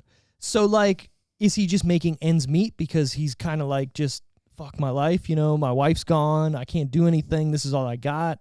You feel for him, right? Right. And then for him to go through that character arc and like, yo, you're right, stay the fuck away from me. Everybody's just dying around me. Am I the bad guy? Right. Mm-hmm. And then for him to finally realize like, no, I'm fucking not. Let's fucking go, and saves the day basically by killing himself. Right? Yeah, She had to bring him back to life with the doctor guy. Great scene too, like when he finally comes back, like it's so good. So good. It's good. Yeah. I think my favorite character, you're gonna hate me for this, is Domners. Just because he's so over the top and stupid. Dammers? And like You mean Dammers, sorry. Dammers. And everything he does is hilarious. Yeah, I understand that it's, now that you're saying Jim Carrey-esque, which it is, it's still funny though. You know what I mean? Like he pulls it off well. The interrogation scene when they're in the cop shop, whatever, and he's got him in the room and he's just grilling the shit out of him is hilarious. He reminded, not so much Jim Carrey, but Johnny Depp when he was in that one movie. Was it Yoga Hosers or? Oh yeah, where he's the not Yoga Hosers. It was the other one. Tusk. Tusk. When Yeah. he was the detective or whatever. Johnny Depp is in Tusk. Nobody knows Yeah. it because he's in Whoa. full He's in- makeup. Yeah. He plays a French guy from Quebec, detective. and dude, he does great. That is He's who he reminds me Yeah, of. he does so good in that movie. Honestly, that movie's worth a watch, but just go in knowing like it's gonna get weird. Yeah. It is. The first hour is really well done and really well acted, really well written. Like it's really good. And then it's like, nah, fuck all that. We're gonna go crazy and make a dude into a walrus. Right. But that's the whole point of it too. He's trying to signal back to all these stupid 80s movies and whatnot. And I get it. it succeeds, but I feel like it's because the end of the movie, people go, no, you don't need to watch it. Because he turns into a fucking walrus. Right. Okay, what's different than turning somebody into a monster? That's what they're doing. It's, Right, it's right. Frankenstein, but he's a walrus. Right. Because this guy loved walruses. Walrice. Walrus. So, What was that, Tiffany? His breath stinks. I thought he farted on you. the dog. We're talking about a dog. Anyways, and then him getting in the cop car and he's got to put the fucking O-ring down to sit on it, and he's like, ooh. Oh yeah. He's got the bad roids. It's so good. I honestly thought that was from him being deep undercover and getting like fucking raped by Nazis. And I mean, all this shit. you don't know, but I mean, it's a hemorrhoid pillow, so Yeah. I went with that road. You fucking psychopath. God, Steve, he got raped. The state looks down on sodomy. That's what I saw it because I mean he rips his shirt off. He's got no nipples because they've been cut off. Yeah, he's got all like, these like weird occult tattoos. Yeah, right. And he was saying like my body's been whatever, and then I was like, all right, that makes sense. He got fucking raped a bunch. But then again, going back, I think Michael J. Fox does really good in this movie too. Ray, I feel like is great in it as well. He's like deteriorating as a ghost throughout the whole movie. Yeah. That's funny. He actually has a very good character arc as well too, right? He starts off. Was that Doc from? No, never mind. No, I'm talking about the guy's husband, the girl's husband that dies in the beginning. Gotcha. How does he even? Oh yeah, the ghost gets him. Never mind. Yeah, he gets the heart. But him going from like this shitty person in the beginning to, like you said, kind of saving the day or helping to save the day or whatever. Where he's like, get out of here. Right. Yeah. Like, good for him. Yeah. Did you have a favorite character? I'm between Michael J. Fox and Dammers. Yeah. Jeff Combs. Yeah. Combs. He's not a favorite, but I like him. The part where he, like, again, in the interrogation scene where he's like, you want to get in my mind or you want to stop my heart or whatever, and then he pulls off the fucking his shirt. He's like, but you can't because I'm wearing a lead vest plate. Like, it's hilarious. I like that kind of humor, though. That's what I'm saying. Like, in reality, how would that stop him from stopping his heart with his mind? Yeah. But it makes sense to him because he's fucking crazy. Right. Mm-hmm. Oh, and like the loud noises make him throw up, or like the mention of like extra salt like or something. Like when a girl yells at him too. That's what it was. Yeah. Like that doesn't have to be in the movie, but it makes it so much more. Yeah. But it's so weird. Like she's yelling at him and he turns up like, yeah, the don't you remember you told me you loved me, baby. Yeah. This movie's great. Mm-hmm. Do we have a least favorite character? Yes. Do you? No, we're saying, yeah. Oh, the way you said it, yes. Who do you got? The daughter that was trying to go crazy. She was going crazy. Yeah. She just annoyed me. Patricia. Yeah. Patricia. I did like her at the end when she's like, when she can see homeboy and like was like kind of like snuggling on him a little bit. Yeah. I like that part. I don't know if I want to say this. She reminds me of someone from back home. Like in Canada? Yeah. Not Aunt Betty. Nancy? Nancy. She's got Tiffany. That kind of.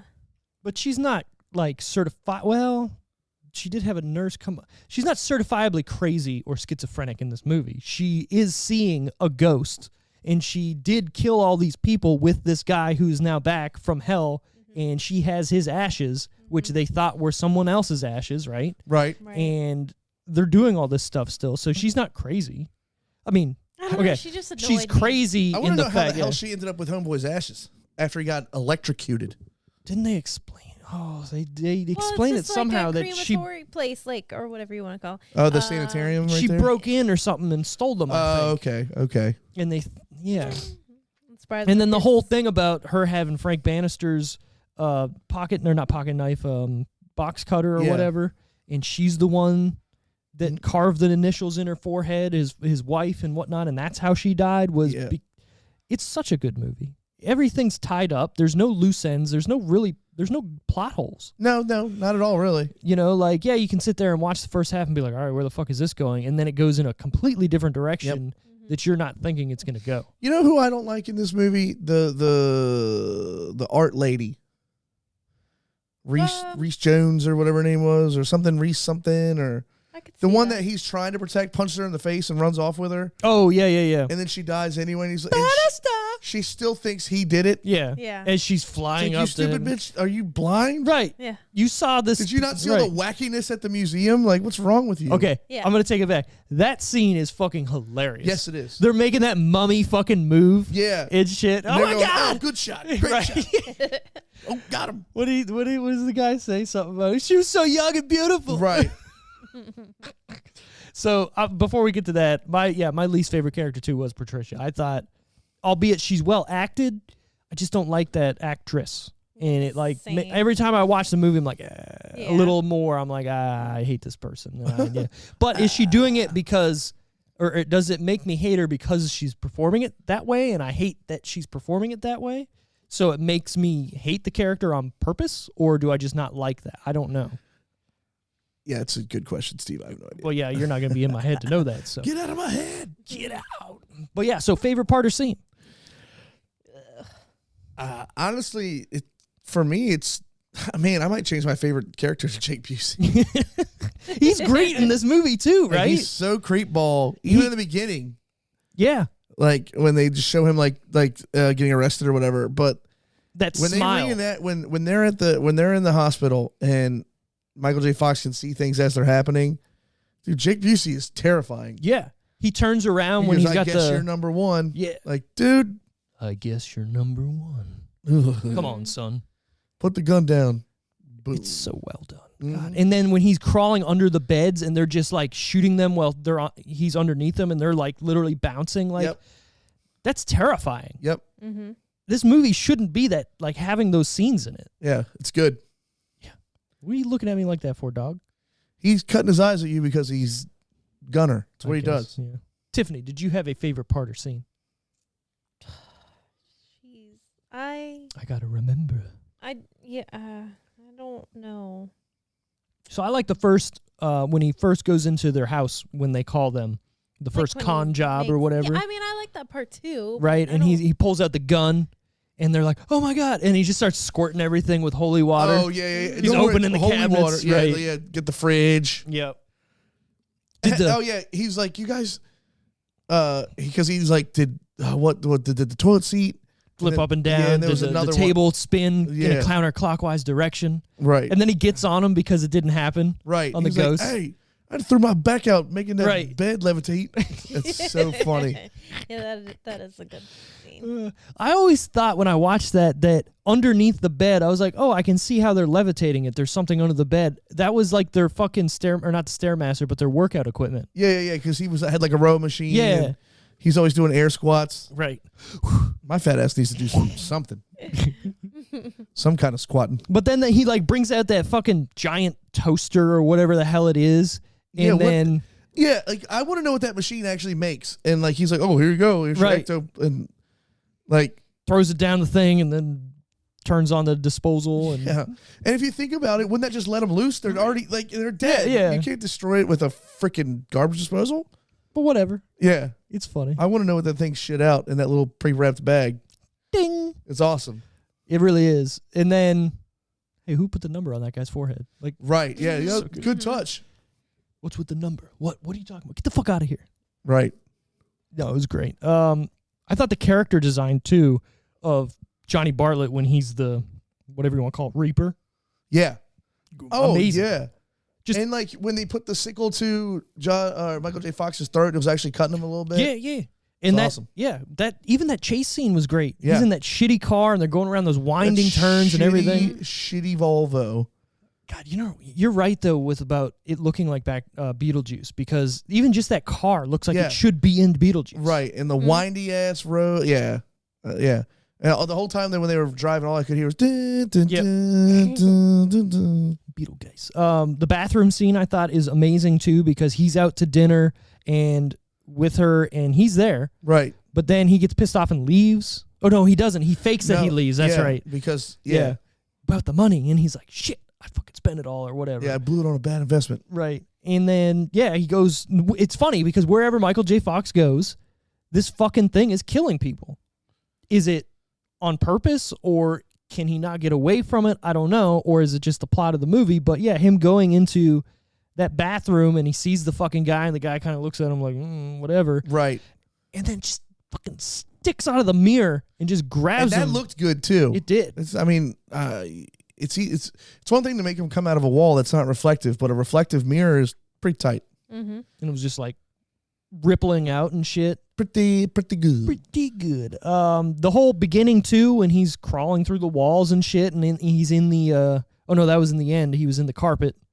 Even that's crazy. Or he's in the painting, and then he like turns around the other way in the painting and starts punching that's him towards the end. Yeah. Dude, this movie's good. Yeah. Like I said, there's so many things in this movie that are original that no one's done ever again. Right. Like, I've never seen a ghost movie where shit's moving through a wall like that. Right. Mm-hmm. Now, could you go, oh, well, the Frighteners already did it, so I can't. No. I mean, you could but do something. Everything's already been done. The Simpsons has done everything. Exactly. Simpsons did it. Da-da. I did like, we talked about too, Dahmer's getting his head blown off. That looked great. Yeah. It's fucking his like throat just moving around with his dumb face like, what?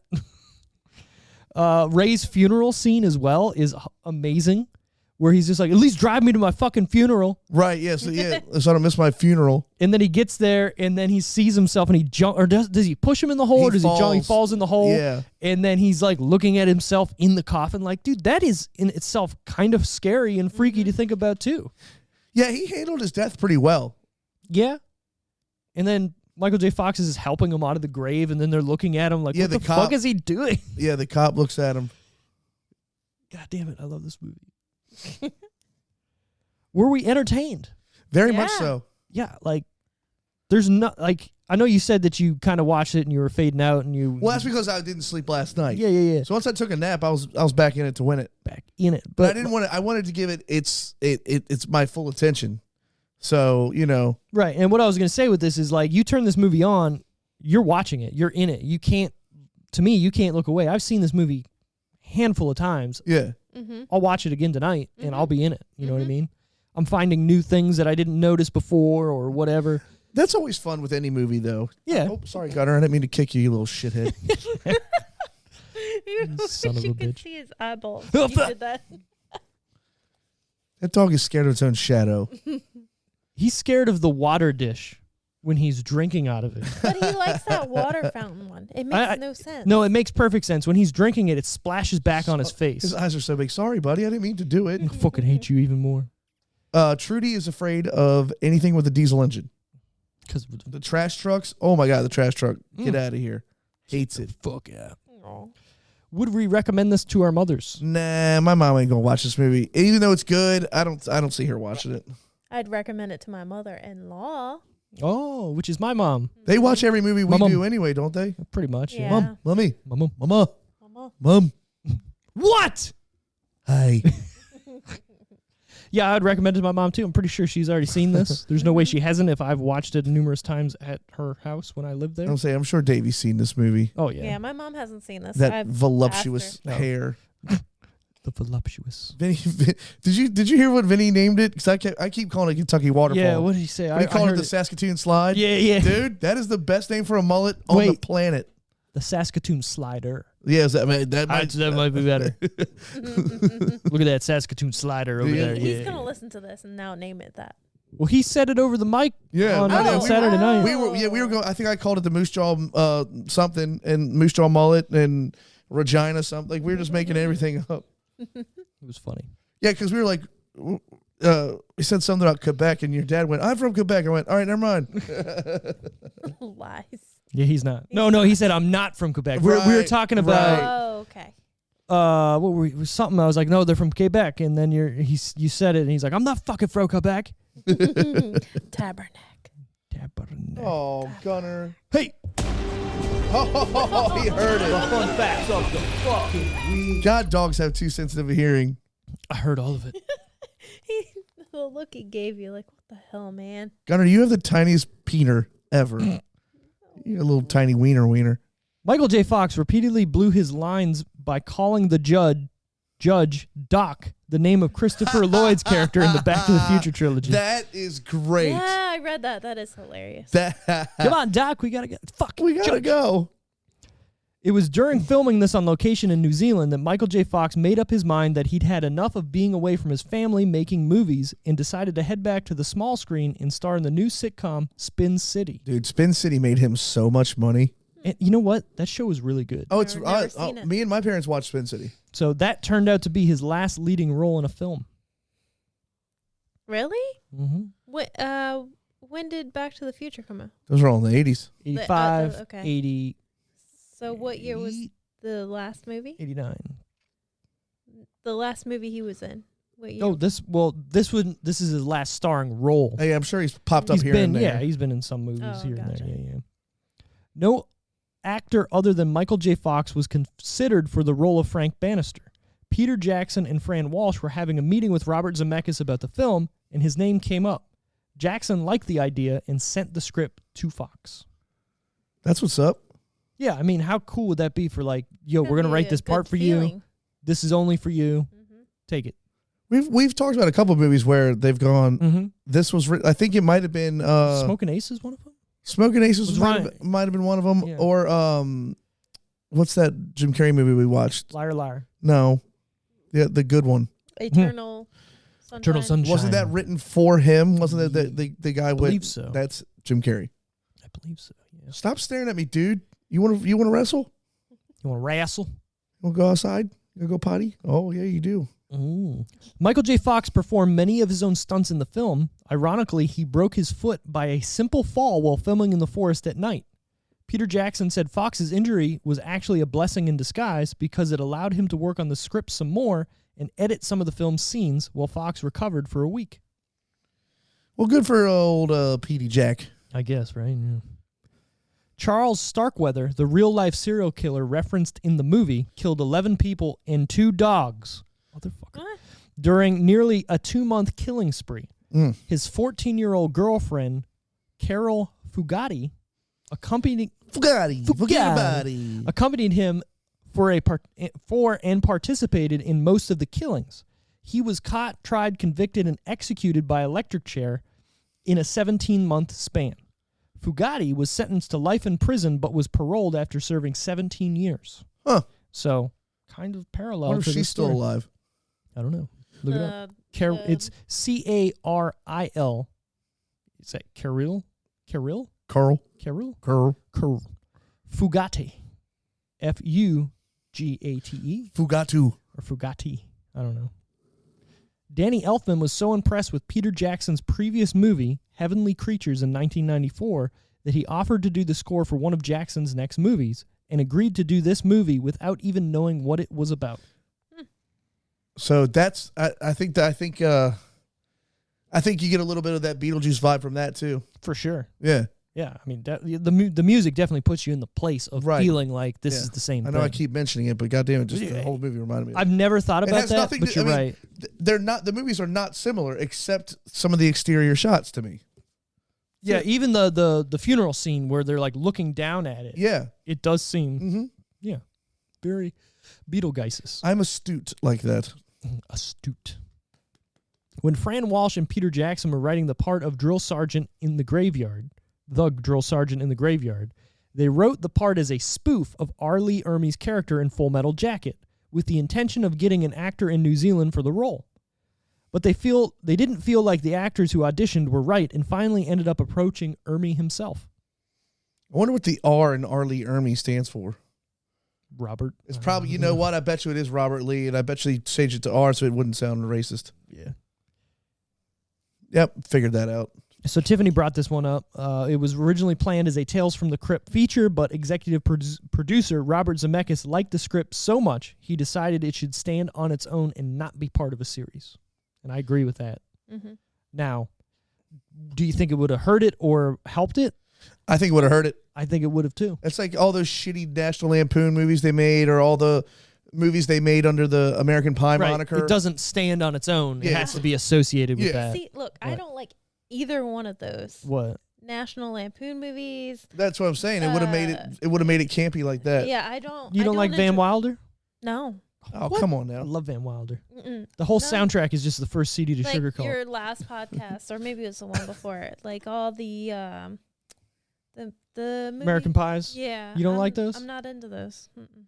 I don't know what it is about those movies, but I'll just throw one on and I think what it is I feel like when I grew up, I was in that same era or that time period. Well, that puts me in it. Dude in that era too. That's what I'm saying. Like it puts me in the same feelings that I had when I was a kid, or like this was me and my friends hanging out, shooting the shit. That's what it feels like to me when I'm watching those movies. And it's just dumb fun, those movies too. Like you don't have to think about things, and Stifler's in it, and it's hilarious. Yeah. Yeah, it's easy for us. We were teenagers too, so we don't have.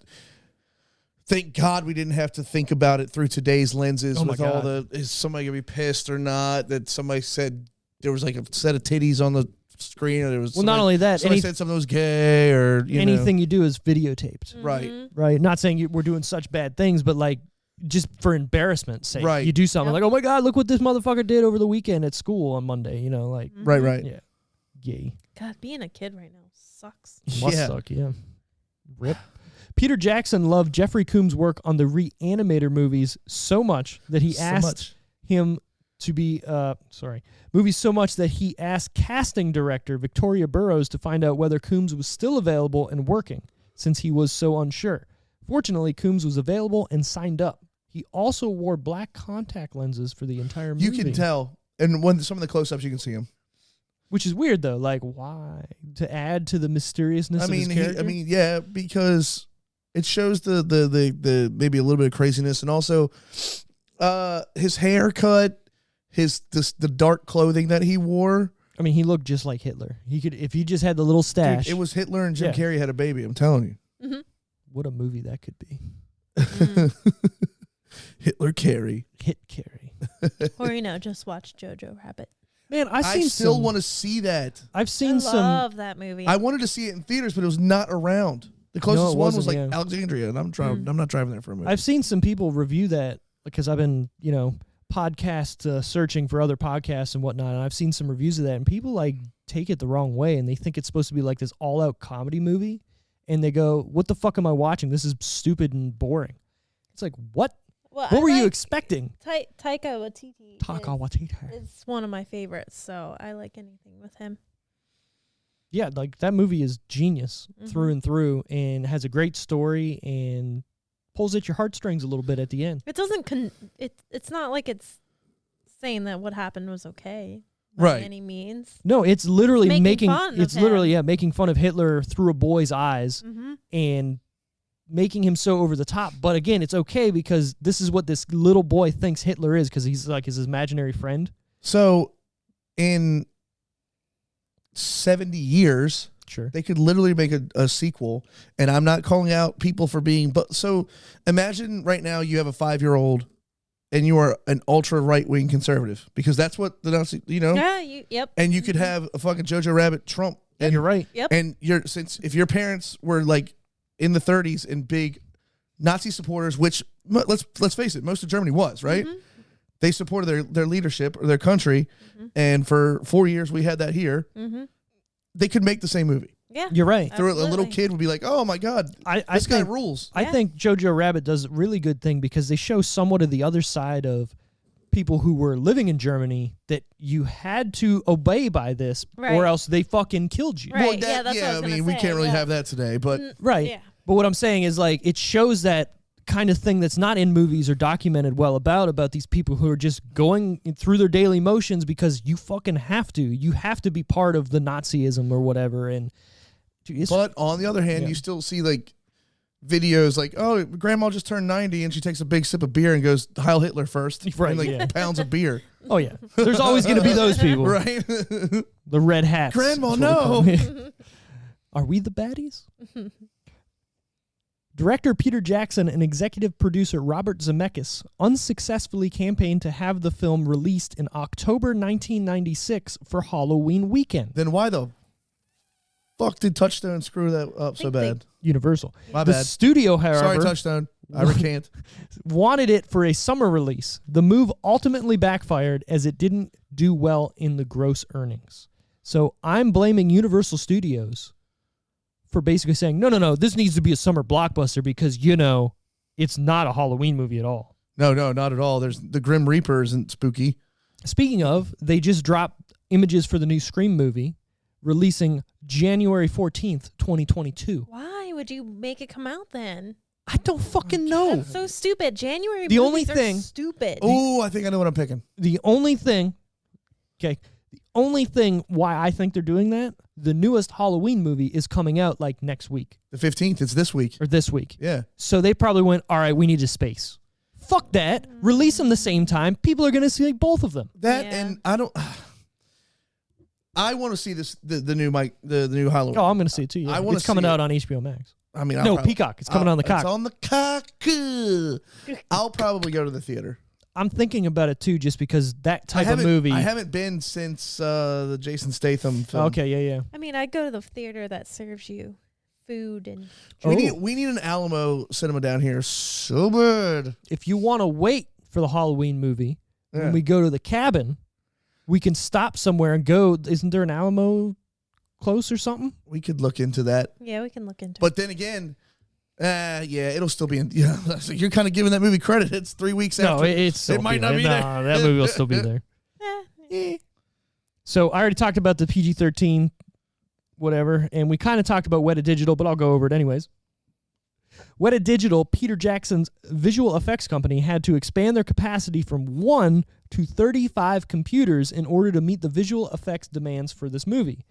They had good use for them afterwards, as their next project was the special effects heavy trilogy of The Lord of the Rings. And then they went on to do numerous other movies. You seen District 9? No, but I've heard good things. That's a movie you should definitely watch. There's an Alamo right next to it, isn't there? Is that it? Whatever. Cool. Yeah, Alamo Draft House and Cinema. Yeah, Charlottesville. The 4 of us should go then. All right. Gonna make a plan. When Frank's ghost friend... Wait a minute. Hold on. What? No, I don't know if I want to do that. Why not? Because you're a little bitch and you don't want to see that movie? No, I want to see the movie, but I don't know if I'm ready to go see the movie and then go stay in a cabin in the woods. That's the whole point of it. Nah, I think I'm We going could to do it the last Come on, day. wussy. I think I'm going to pass on that. The last day. I think I'm going to pass on that. Ugh. I'll bring a baseball bat. I mean, I'll bring my gun. All right, then. What's the problem? You can't kill him. That's the problem. He's not going to come after us. You don't know. We're not teenagers having sex in the woods. I know. It would be a 35-year-old having sex in the woods. So it's different. That's the whole point of those movies. Every person in those movies that do drugs and have sex get killed. The person who doesn't I'm gonna make it happen doesn't. because I'm about to text Allie. I plan on doing both of those things. Oh, right. Intravenous drugs. I guess we're dying. Bringing heroin to the woods. Oh my God. When Frank's ghost friends attacked the... I can't say that. Linsky, what the fuck is their name? Linsky residence? Yeah, Linsky. Dr. Linsky. Thank you. A mini statue of Elvis Presley floats in front of Ray. Peter Dobson, who plays Ray, played Elvis in Forrest Gump. Oh, wow. Yes. Swinging my hips. Wow. Tom Cruise, Matthew Broderick, Johnny Depp, John Cusack, and Danny DeVito were all considered for the part of Frank Bannister if Michael J. Fox turned down the part. Could you imagine Danny DeVito playing Frank Bannister? No. I could see DeVito playing Dammers. I could see DeVito playing one of the ghosts. Yeah. Right? That would be funny. Or how funny would it be if he was the fucking that serial Michael killer? J. Fox was perfect for that. That's his kind of I don't know, he just fits that. I thought he did a really good job. I mean, he's playing this guy who's broken down but still able to kind of be happy and carry on and do his thing. Good for Michael J. Fox. And I could see. No, I couldn't even see Tom Cruise. Tom Cruise would make the movie terrible. It'd be too over the top. It would be like him doing what he did to The Mummy, which is let's make a fucking action movie because I'm Tom Cruise. And literally one of the worst movies that come out in a long ass time. Roughly 21 minutes into the film, Frank Bannister is eating by his window. If you look closely, he is eating one of General Mills' famed monster cereals, the flavor Boo Berry. Boo Berry. Which is a ghost cereal. Well, no shit. Mm-hmm. It's kind of fun. I don't like... I was more of a Count Chocula guy. We got some Count Chocula upstairs. Yeah. Count Chocula. I haven't had a bowl of cereal in... Well, years. I love cereal at nighttime more so than the morning. I did that when I was a kid, but now I have my cereal in the mornings on Saturdays and Sundays. Probably 5 years. Oh, yeah, maybe it's time. You haven't eaten cereal in 5 years? No, I haven't had cow's milk in... Well, we don't. You don't have to have cow's milk. I will... Look, I went through a thing where I can't do anything... I can't do cereal without real milk. No, I'm going to give you a little bowl. If I eat anything else tonight, I'm going to explode. I'm gonna. I had a bagel sandwich before I came over here. Then you had to make that turkey pot pie thing. I went, well, I might as well get a slice. Might as well. I'm just gonna leave Trudy in her kennel. Just go to the gym. We go work it, or just go to the bathroom and puke it all up. Yeah. My last fun fact, and this one's for you. Joe Mantegna auditioned for the role of Milton Dammers. I love Joe Mantegna. That's the most randomest fun fact. No, I said Listen Mantegna. up, Guppies. We've got a new song for you tonight. By the Lone Ranger. When they're finally playing the song, he's just like doing that weird thumb thing. What the fuck is he He's doing? like hand jiving in like a suit that a total manager would wear. Exactly. Oh, man. What is it? WKPPX. Ian the Shark. Gonna be the river. Oh, man. Yeah, I know. That's such a great movie, too. KPPX going easy listening. God, I fucking love that movie so much. Johnny can't read. Johnny can't write. You got fucking Lemmy. I was on the chess team. I'm going to watch that movie soon, too. It's a good one. Airheads, I rewatched it like 2 weeks ago. Mm-hmm. Yeah, fucking Kramer kills that as well because he's so not Kramer in that movie, but he still kind of is. I love it. I said Mantegna. All right, well, we're at our final decisions. We don't have George here to keep the talking going, so. They call his mom? Yeah, or that too. Call his mom. So where are we at out of 10? Oh, man, I don't know. Because I wanna score it high, like for real, because I watched it this afternoon. It was really, really good. I didn't realize, because I'm not a big Back to the Future guy at all. Sure. But not hurting my feelings. Those are just my favorite movies. Oh, really? Yeah. And, my buddy Drew loves those movies too. But for me, I'm gonna go a little bit lower than the IMDb. I'm gonna be at a 6.5. Okay.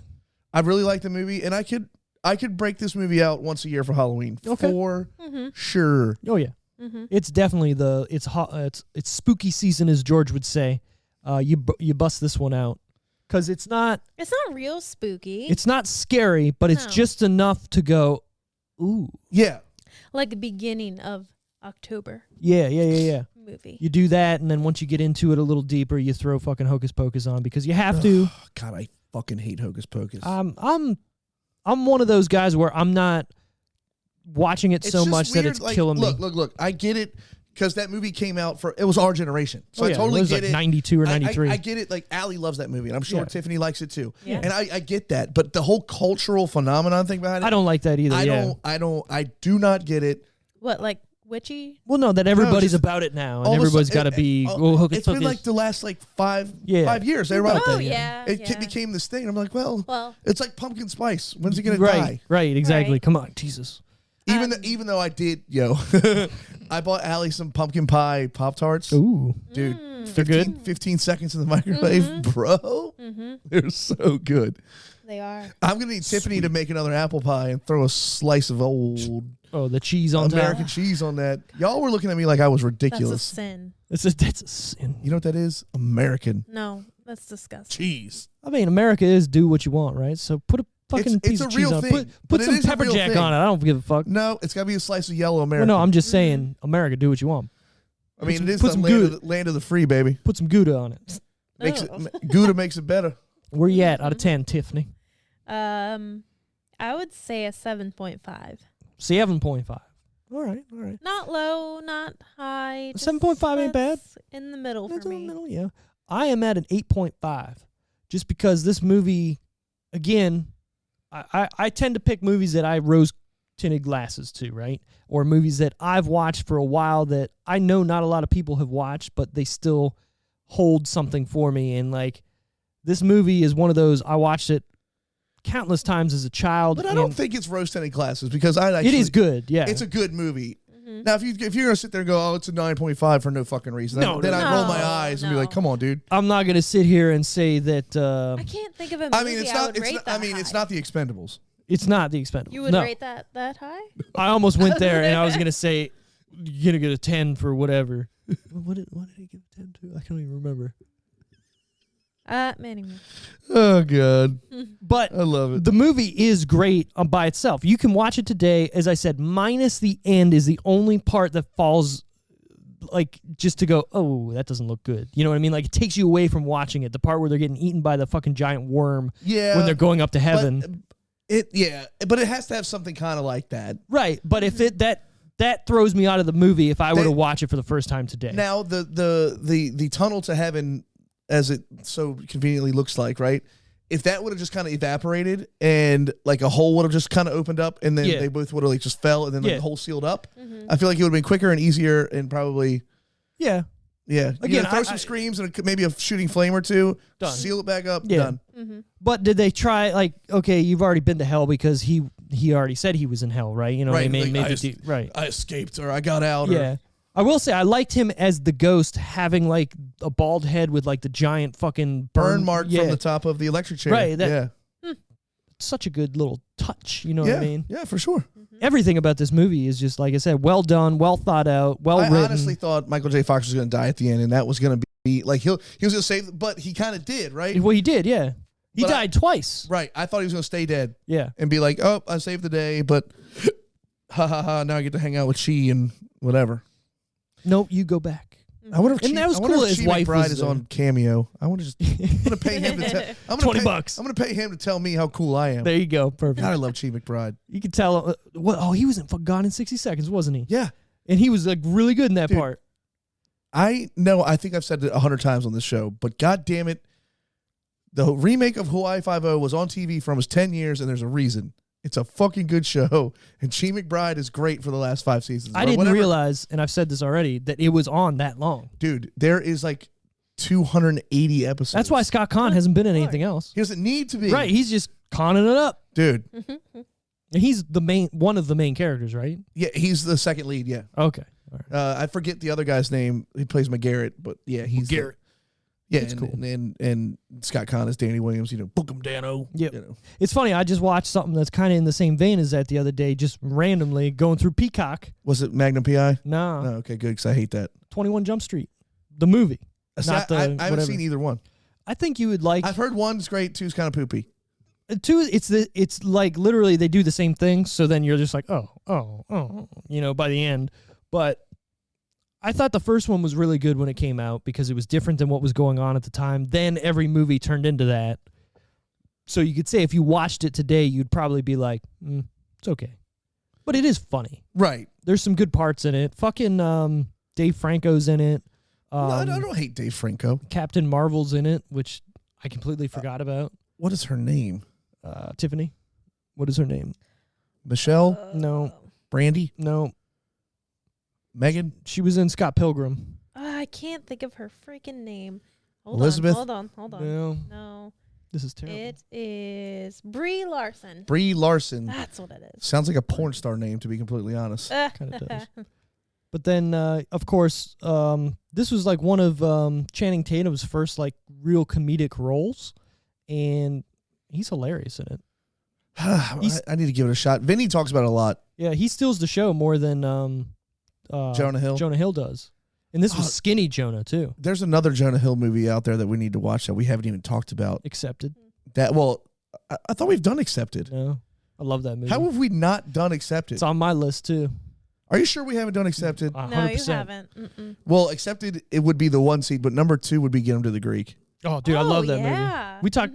No, me and Vinny talked about that last night because we were talking about Forgetting Sarah Marshall. Yeah. For whatever reason, and then I was like, dude, wasn't it funny how they made a second movie and Jonah Hill's in it, but he's playing a different character? Yeah, but they always don't said even that. say anything about it. Nope. Like, Right. they should have put one little nugget in there, like, hey, you want to buy my CD? Like, that'd be funny. Inside of you.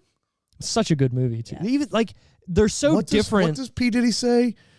I don't see no Go-Gurts. If the junkie wants you to put the candy in your ass, put it in your ass. And then the scene where he's pulling it out of his ass. He calls his fucking wife in Lars Ulrich's bed with her. Yeah. Just randomly. God.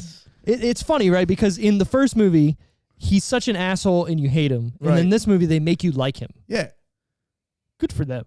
I'm a Russell Brand guy in real life. Because he stands up to the status quo a lot. He does say some far-fetched shit sometimes, but... He's a smart comedian that doesn't look or appear to be smart. No.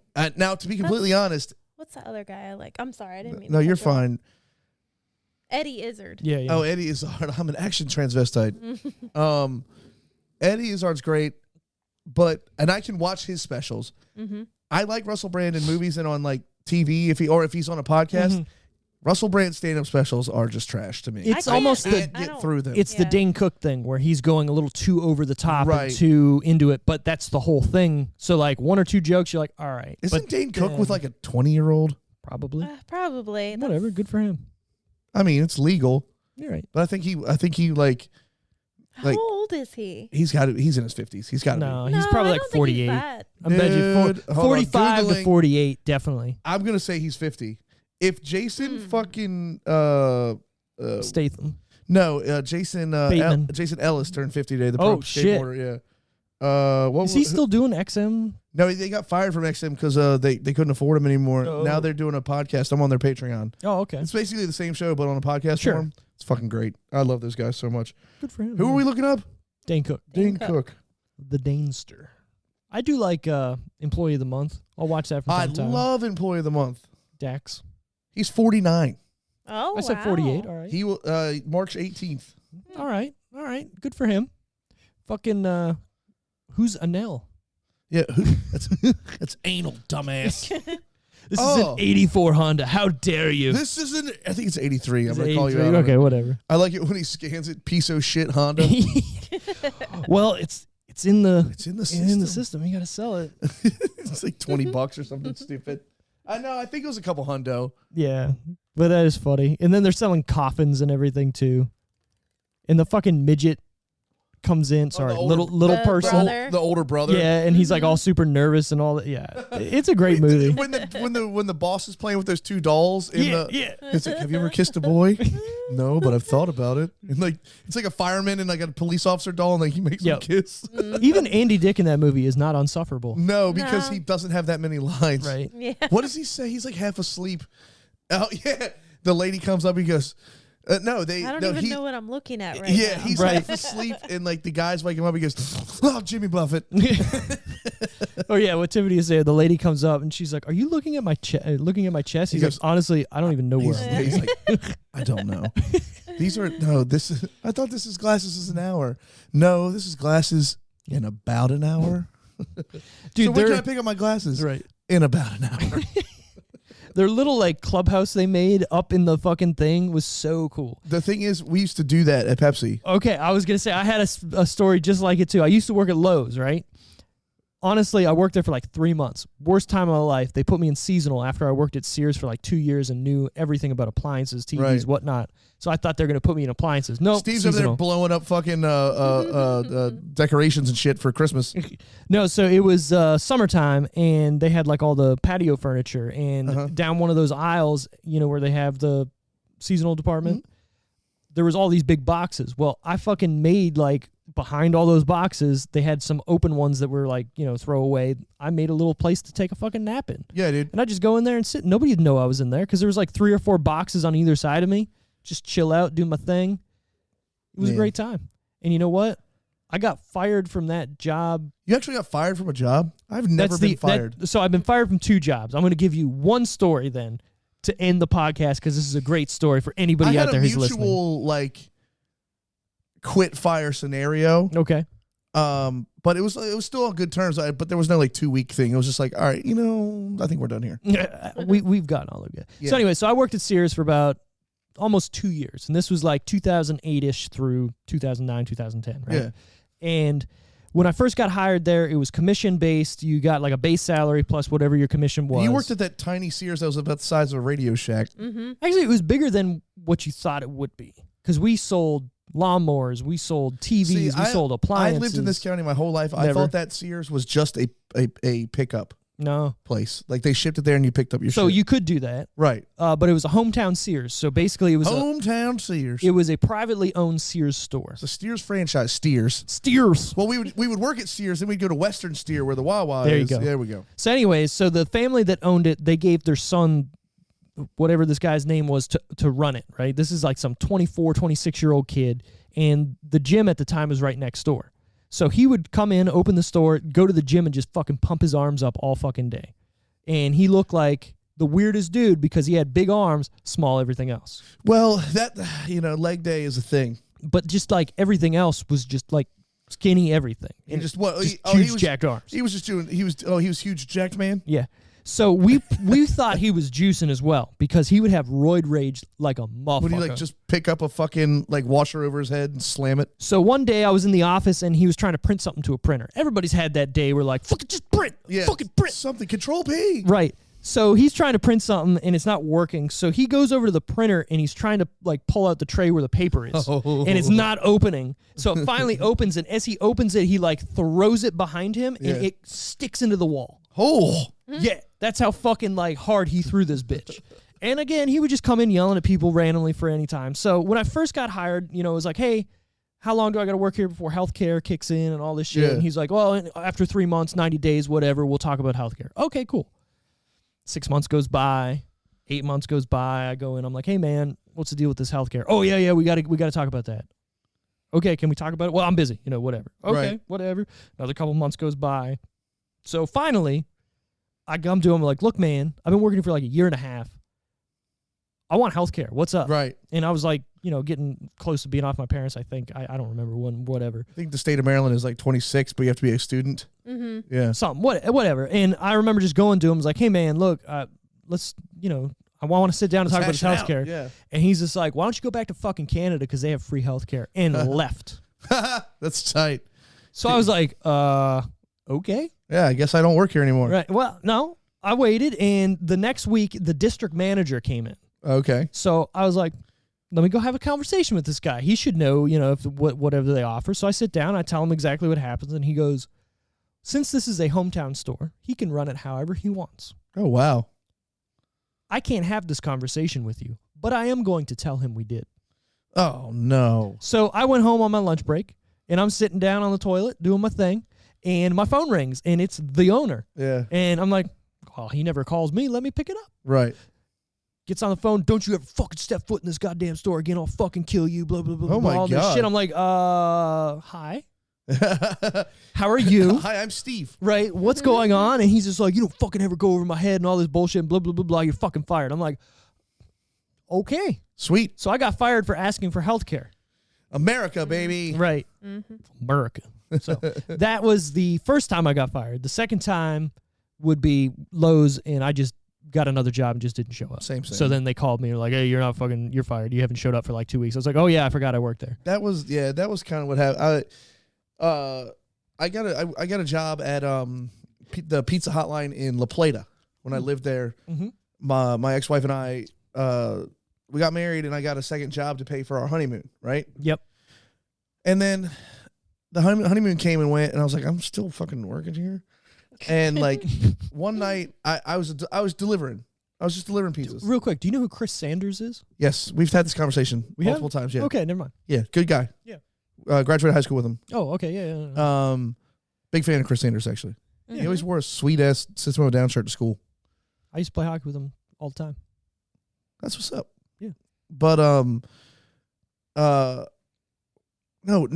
I didn't deliver. Oh.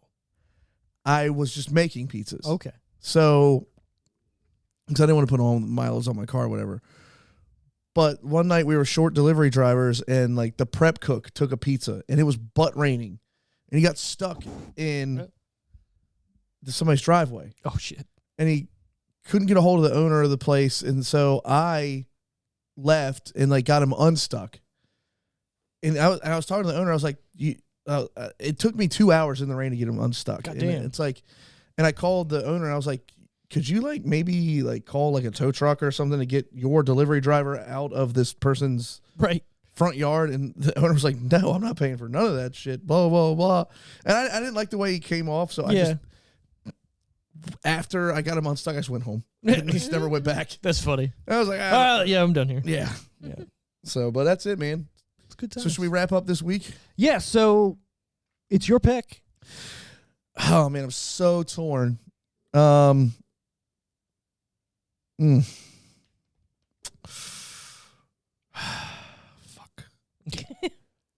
The shit. No, I'm not torn because, but I haven't seen the one in like 15 years.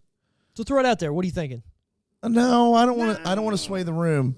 All right. But one is super cliche. No, not anymore. All right, it is my pick in Lost Boys. Ooh. Oh. I got a big old fucking movie poster of that sitting upstairs. I love Kiefer Sutherland. Yep. The Coreys. The Coreys, the Frog Brothers. I could do Lost Boys right now. Yeah. My backup pick was I Know What You Did Last Summer. Ooh, okay. It's been a while. All right. I thought you were going to go Rocky Horror Picture Show, but no. I mean, I love that movie. Sure. I love it. It's like the only musical I truly like, if you want to call it that, which I think it is. Yeah. But I usually reserve that for like the day of Halloween. Okay, that makes sense. So like what my parents like to do is the day of Halloween, they truly decorate. Like, yeah, they have some pumpkins in their front yard, but like my parents have like animatronic everything, like thousands of dollars worth of animatronics that they set up for Halloween night. Didn't you say they just started doing this again? Yeah. So we're gonna go back to our old tradition of decorating fully on Halloween day, and then have a good night, man. Pizzas and beer and shit. I'll probably take the next Monday off because we gotta, dude. The next 3 weeks of my it's all self-inflicted. You realize that week is when we leave too. I know. The next self-inflicted. So you'll be here next week, is what you're saying, but the week after you won't. No, I'll be here. Oh, you said you were taking Monday off. Yeah, I'm talking about for my real job. Oh, okay. Sorry. But dude, so this weekend, band practice. Yep. And my other podcast has its Patreon party. You're right. Yeah, that's this weekend. So we're having like all the patrons over, feeding them, giving them shirts and shit. Right. Shout out Zero Idea Podcast. Thank you. And the week after that, concert. Oh, right. Yeah. For the hardcore band. Shout out to Dreading. Dreading, yeah. If you all want these shout outs. And then the week after that, Halloween is the Halloween party. Shout out to Hit or Miss. Hit or Miss. And then the week after that, we're going to the cabin. We're going to the cabin. Like, Jesus Christ. Hey, man, if you're not living, you hey, Red always said, get busy living, get busy dying. And that's goddamn right. And that wasn't Red. That was the old man who said that first. Judge. No, he said, what are you talking about? Shawshank Redemption. Oh, sorry. I was thinking something else. But Judge says in this movie, death is not a good business to have. Exploiting the dead's not a good. Exploiting the dead's not a good way to make a living. Right. Perfect line. I like that. I liked it. Yeah. Anyways, hey, thanks for listening to this episode of Decision Reel. We want to thank my wife for being on here. Thank you, Tiffany, for joining us. No problem. Hopefully, George, won't have some secondary plans next Monday. I hope you enjoy that cake, George. And the it's cool. He's not listening. And the pie. Yeah. And the pie. Ooh.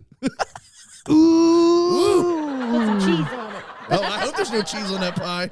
Oh, God. A little too much cheese on the taco. Ooh. Vagisil aisle 5. Price check on VegiClean. Or VagiClean. Whatever. Anyways, again, thanks for listening to the Decision Reel. We should probably start out the episodes by plugging our social medias and whatnot, and where you can find us, where you can listen to us. Obviously, if you're listening to us, you have found us somewhere. Right.